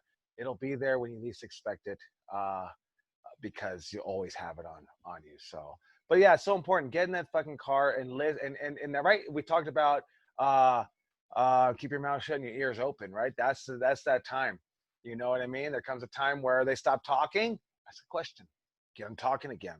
You know what I mean? Usually, a lot of these old timers, and you ask them one question, and they just keep going forever. You don't have to have another question. You got 3 questions, I'll get you there and back. You know what I mean? So, but yes, it's so important. Get in the car. How do I get in the car, man? Hey, I'm pretty sure you put it out there on social media, dude. There's a guy who wants you to help move the ring, wants you to help do something, right? It's never just sit in the car with me. Hey, you're gonna help us do stuff. Maybe we might need a 4th guy. Maybe we need. Hey, they need some security. Hey, that's a good spot for a fucking dudes. They ain't got a spot. Is I'm a security on the show at least, you know. But a lot of times you're just standing around, you know, networking, staying the fuck out of people's way, but you know, learning how they're doing it, right? We always talk about learn how to get booked, learn how do you do it. Go in the fucking car with experienced people. Ask them, you know. Ask them. I ain't gonna volunteer you to go to my car, but hey, ask. Maybe they'll say yeah. I don't know. What the first they're gonna say is no. Chances are they're gonna be a nice person and say yeah. Why not? Sure, pay for half the gas, dude. That's usually what it is. We got you coming in the fucking car because you're gonna pay a quarter of the gas for the experience to be there. Because you want to get booked on the next show, so you're putting in that sacrifice. You know, you're sacrificing your Saturday night. You're not wrestling. You know, you're fucking waiting around for people to get paid, and you know that's the sacrifice you're gonna have to do and take. So, any others you have to add, Ruby? I mean, that's just the one that just came to my mind. So I'm sure there's stuff I would, but I feel like that one's super key. Yeah, there'll definitely be others. That car ride will probably be your most educational car ride ever in the business. Yeah, I think 100%, you know. Then we got the podcast, you know, because before it was all about the car rides. Like I think I told you guys before, my buddy rode in a car with Owen Hart, and I remember sitting my buddy down and, all right, let's break down your car ride with Owen Hart. What'd you ask him? What'd you do? Because I wanted to feel like I was there too. You know what I mean? Because that was just blew my mind away. Like, how did you get in the car with Owen Hart, bro? We're just indie guys. He knew the Hanna brothers. You ever know the Hanna brothers? There were twin brothers out here in SoCal, mid-90s, way back when. Yeah, there's a great history out in Southern California. If you ever want to know a lot of the history, talk to a guy named Kurt Brown, a.k.a. Vandal Drummond. He knows a lot about the Southern California history, all the way back to the Jerry Graham, when Jerry Graham was around in the early 80s. He used to wrestle in the early 80s. White guy, pure, all about lucha.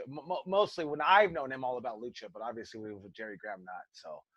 But yeah, he's a plethora of now. Maybe I'll bring him on one day for you guys. He's a great guy to talk to. He used to wrestle at a place called Incredibly Strange Wrestling. Used to wrestle on Hollywood Boulevard.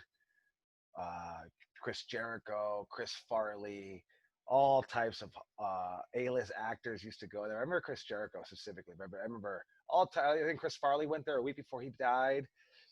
This Incredibly Strange just had this bar, and Johnny Legend used to just run it, and that's how I met Kurt Brown and all the guys, and me and Supreme. I used to be 18 years old, and I'd be nervous, and they're not going to let me in. They're going to card me, and he would just follow me. And Supreme would just follow me, and all right, just go in. But yeah, those are some great times. And that's why I learned that's why I found out about him. But then I knew that, man, and I found out once we got social media that he had this whole history of Southern California wrestling, just in and out, knowing about it. So yeah, he's a plethora of knowledge. Maybe I'll bring him on, see if he'd love to come on and talk to you guys. So any questions for anybody that anybody has for anything we've been talked about? Like, we'll get started on some promos starting next week, and then we'll continue this.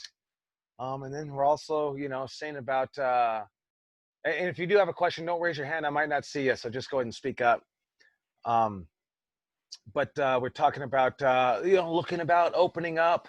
I saw your post, Ruby. You're ready to go, right? You're ready to rock. Just let's open up. Man, and then the media will tell you, like right here in Huntington Park, man, 2 people got it last week, 38 years old, and they both died 1 week. And I'm like, is this shit fucking real or not? Like, I don't know. I'm really lost right now. What do you guys think? What do you guys think? Speak up. Oh, it's very real, and there's going to be a second wave, and they're going to close everything down again and not reopen until January. And it's Do going you to be think they'll close down again, no, or do you think that the Federal Reserve today said that we're already in a recession, and the markets was down 7.5% today. it's going to be really bad. It's going to be really bad. So what are you saying, Pete? With the market down, that means they're going to close down again, or hell no? No, I think that they're gonna. I think Birdman's right that we're seeing spikes everywhere, especially like Arizona. Arizona is already at capacity, and that's our neighbor next door. And so is Nevada. Nevada's struggling, and they're trying to push gaming and getting people back out and all that. And it's not good. We're too fast. We're moving way too fast. There's like 8,000 more cases in like a month when like Vegas or whatever places opened up, so it's looking like they're gonna have to like close down again. I just posted it on like Facebook, so like it's looking like we're about to go. Like I'm almost on the part of like, well, people are getting corona, but is it 99.5% of people are gonna just be fine? You know what I mean? They're gonna get it, but they're gonna be fine. And we're gonna hear these horror stories of people getting it for 7 days and dying. But you know, what do you guys think? It's not. I mean, there's more testing going on, so obviously the numbers are going to go up. Like the testing has greatly increased, so just from that. And right now, if you're, at least for me, for Ventura County, I keep track of all our numbers. We only have like 100 and some active cases. So there's a difference between how many people got coronavirus and how many active cases there are right now. Like there's huge differences. We're like at 80. We have 80% of our ventilators are still opened up. Like our ICU beds are fine. Like I don't know. That's just me. Like when you see more testing, numbers are very arbitrary. You got to look at numbers in context of what everything's going on. Yeah. I mean, you know, and I think that's the problem is nobody knows. We're what, 6 months into knowing what this virus is about, and the United States have probably been looking into it for 4 or 5 months. You know what I mean? So nobody knows what medication do you take, and if you take a vaccine, like we're not even going to know if the vaccine works. It's only going to be on normal people. What if you take a medication? Is it going to have a side effect with that medication? Have they tested that yet? So there's a lot of unknown in it. So I'm kind of hoping, and I do, and I'm not oblivious to it. I see all the numbers just skyrocketing. It's almost like on point. Like all of a sudden they weren't talking about corona, and now that's all the news is about, is just these numbers skyrocketing. I'd like to think maybe people are going to get it. It's going to happen, but a lot of people are just going to be okay about, you know, they're going to be fine at the end of the day. I know I hear horror stories. People get it and they can't wake up from a coma. I mean, I hear all kinds of craziness I read on Yahoo or all these news sites here on CNN and stuff like that. So, you know, I don't know. Like I said, we're just going to monitor everything. I talked to some wrestling schools today, seeing how they were doing. Talked to some wrestling schools in Florida. They're like, we closed down for a couple of weeks, but we're opening up. I see the pictures. They've had full-on classes, which gets me thinking like, man, it must be time to go, right? They're not having a problem. But at the same time, I understand you might not be having a problem in Florida, but man, I know Los Angeles is a ticking time bomb. You know, it really is. It's the second largest in the United States, second largest city at least. So I don't know, you know, I guess it's just, we'll see. You know, I like the idea of the calculated risk, you know, right? You can't, saw Dr. Fauci talk about like, realistically, we can't stay closed forever. And that's the doctor saying it, you know, and he's not sitting next to Trump talking. He's just talking on his own in his own office. So, you know, I don't know. I heard Dr. Birx talking about how crazy it's coming and how California is actually a hot spot now. And so I don't know, you know, I guess we'll just all have to wait and see what happens. I think it's a little bit more real when it gets closer to home. I don't know if I've told you guys this, but my grandfather and aunt have both had coronavirus. I never saw them when they had it. My grandpa is 89 years old he's finally probably back. I mean, I don't know if we can say 100%, but he's finally back way better now. But it took probably about 2 months for him, but he's 89, so I think obviously if it hits closer to home, you're thinking about it a little bit differently. So I don't know, I know this though. I am so eager to really get started. But at the same time, I just see all the numbers skyrocketing. I had a little hope, and now I see the numbers skyrocketing. I'm with Ruby too. Hey, we're testing a lot more, I don't know.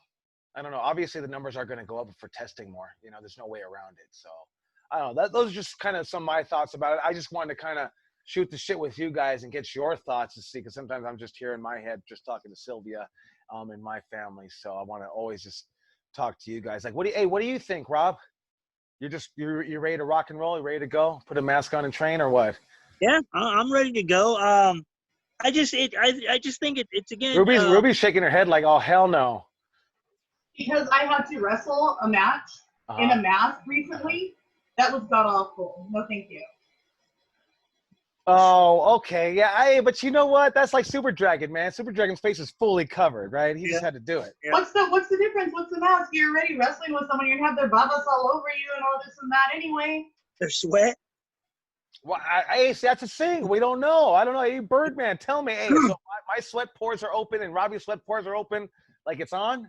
Is it on? Does anybody know?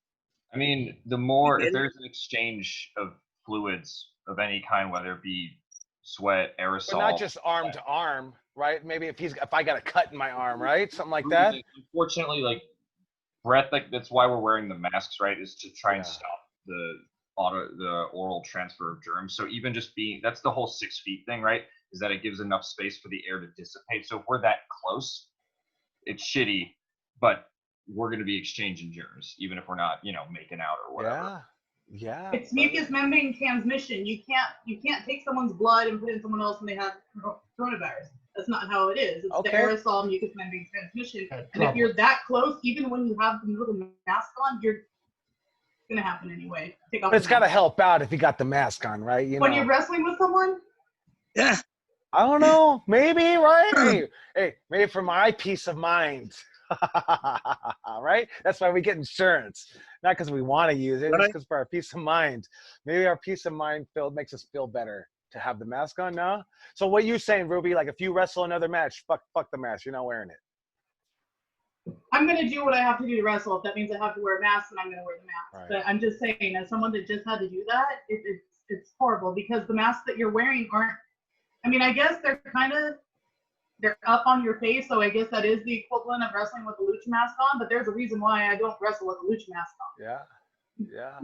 Hey, that's why Robbie, Sylvia, and Heather got the mouth open, because they were like, fuck that shit, I cannot breathe. And I'm like, I don't know, I never had a problem. I'm like, cover that shit up. Oh, but yeah, I guess I never had a problem with wrestling with a mask. I always felt as a wrestler, it's my duty to be able to wrestle with a mask, no problem. Just the same way Ruby does. You might not like it, but I guess I don't have a problem with it. More facial expressions. You gotta make everything bigger when you have a mask on, because we cannot see the facial expressions. So, but you still have to make the facials in a mask. So, but I don't know. Hey, hi, what about you, man? You wrestling in a mask? If you get an opportunity, like, hey, I'm gonna go wrestle that the Fist Wrestling show, or you're like, hell no? I feel after the second wave that's gonna probably happen, after that settles down, I probably will. With fucking chicken all over his lips and shit. This guy, this motherfucker. Oh no, that's his piercing. Okay, that's his piercing. I thought he had chicken all over his lip, like this guy. All right, I'm sorry. You're saying after the second wave, you're like, you're ready to get down.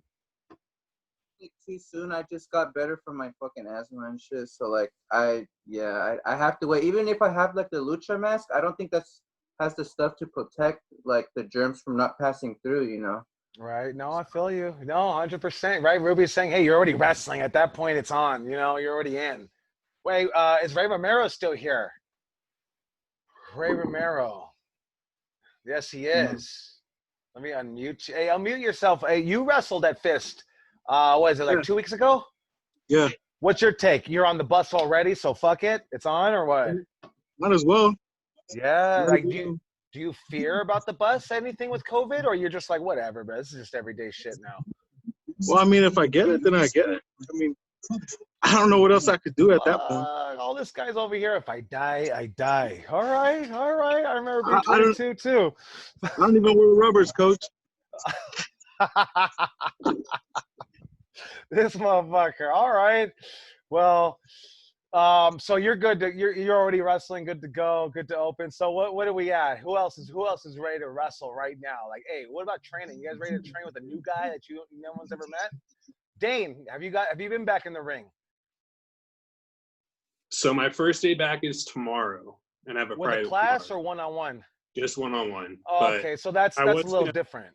Yeah, I was gonna pitch in, and just from my side of things, what's happening over here? They are still running classes, and they're doing kind of limited spots, and the rest is just cardio the entire time. It's like but nobody's in a leapfrog. mask or anything. What's that? Like drop down leapfrog. No, I'm not touching you. Hit the ropes. No, they're still locking up and everything. Okay. But nobody's wearing a mask or anything, and I haven't really seen any cleaning processes yet either. So I'm kind of iffy. Well, hey, get your own alcohol, and then hey, if you got to get some wipes, wipe down the ring, and I'm pretty sure they're gonna. Hey, whoever your trainer is gonna fucking let this motherfucker. I appreciate this guy, really, 100%. You know, 100%. You know I would. I'd be like, this motherfucker is brought in his own shit to clean. You know, I wouldn't think like, oh, this guy's like, oh, he's scared. No, I would be like, respect. You know what I mean? For sure. Yeah, definitely. But yeah, I guess that's what it is. Like, I think like, you know, maybe if we wrestle together, it's a lot easier and a lot better than, hey, Rob, hey, we're bringing in some new guys, man, 12 new guys. I think that's where it gets a little like, oh, who are they?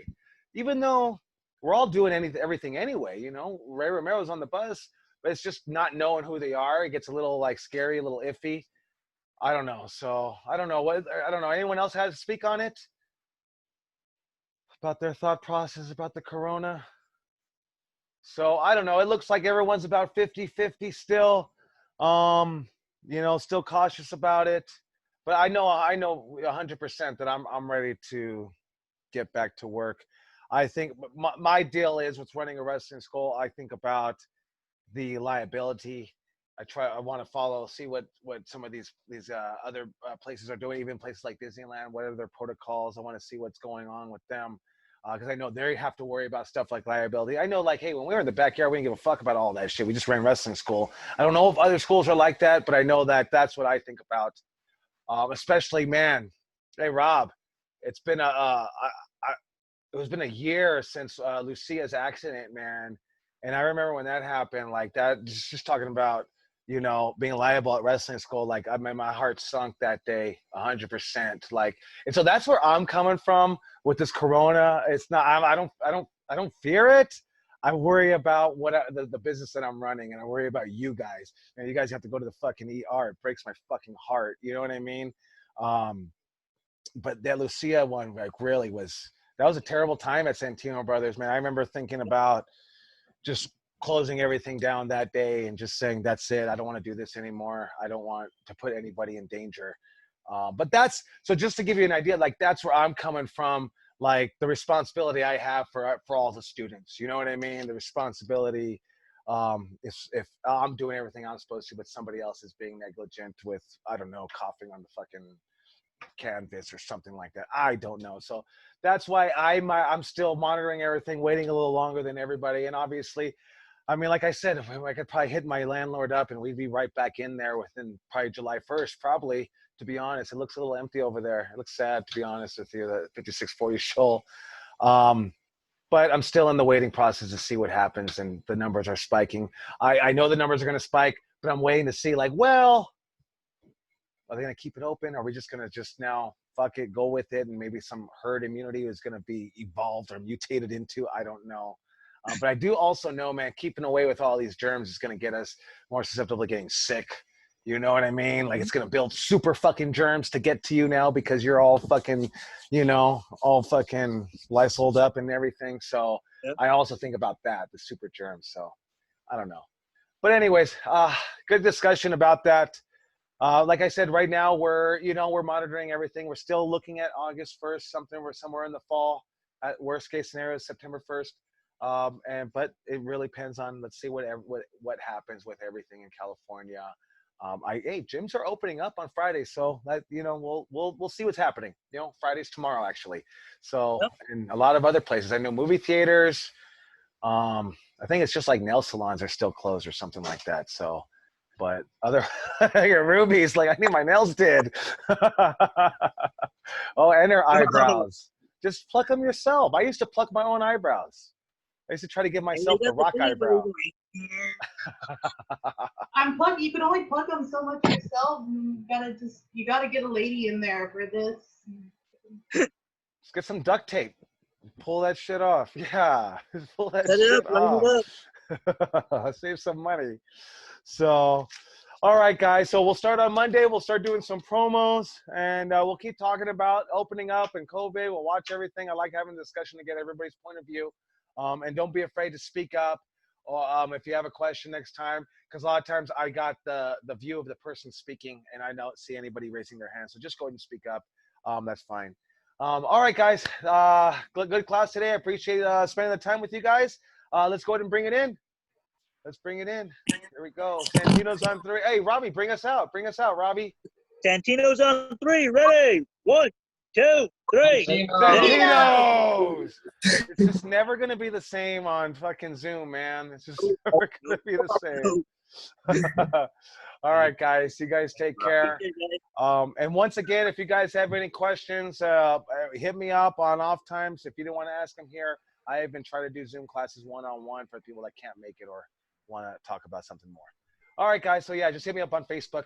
I'll see you guys. Thank you guys for tuning in, and take care. Take care, Ruby. Take care, Robbie. Take care, everybody. Bye, guys. Thanks, Joey. Have a good one. Bye, Harold. Bye, guys.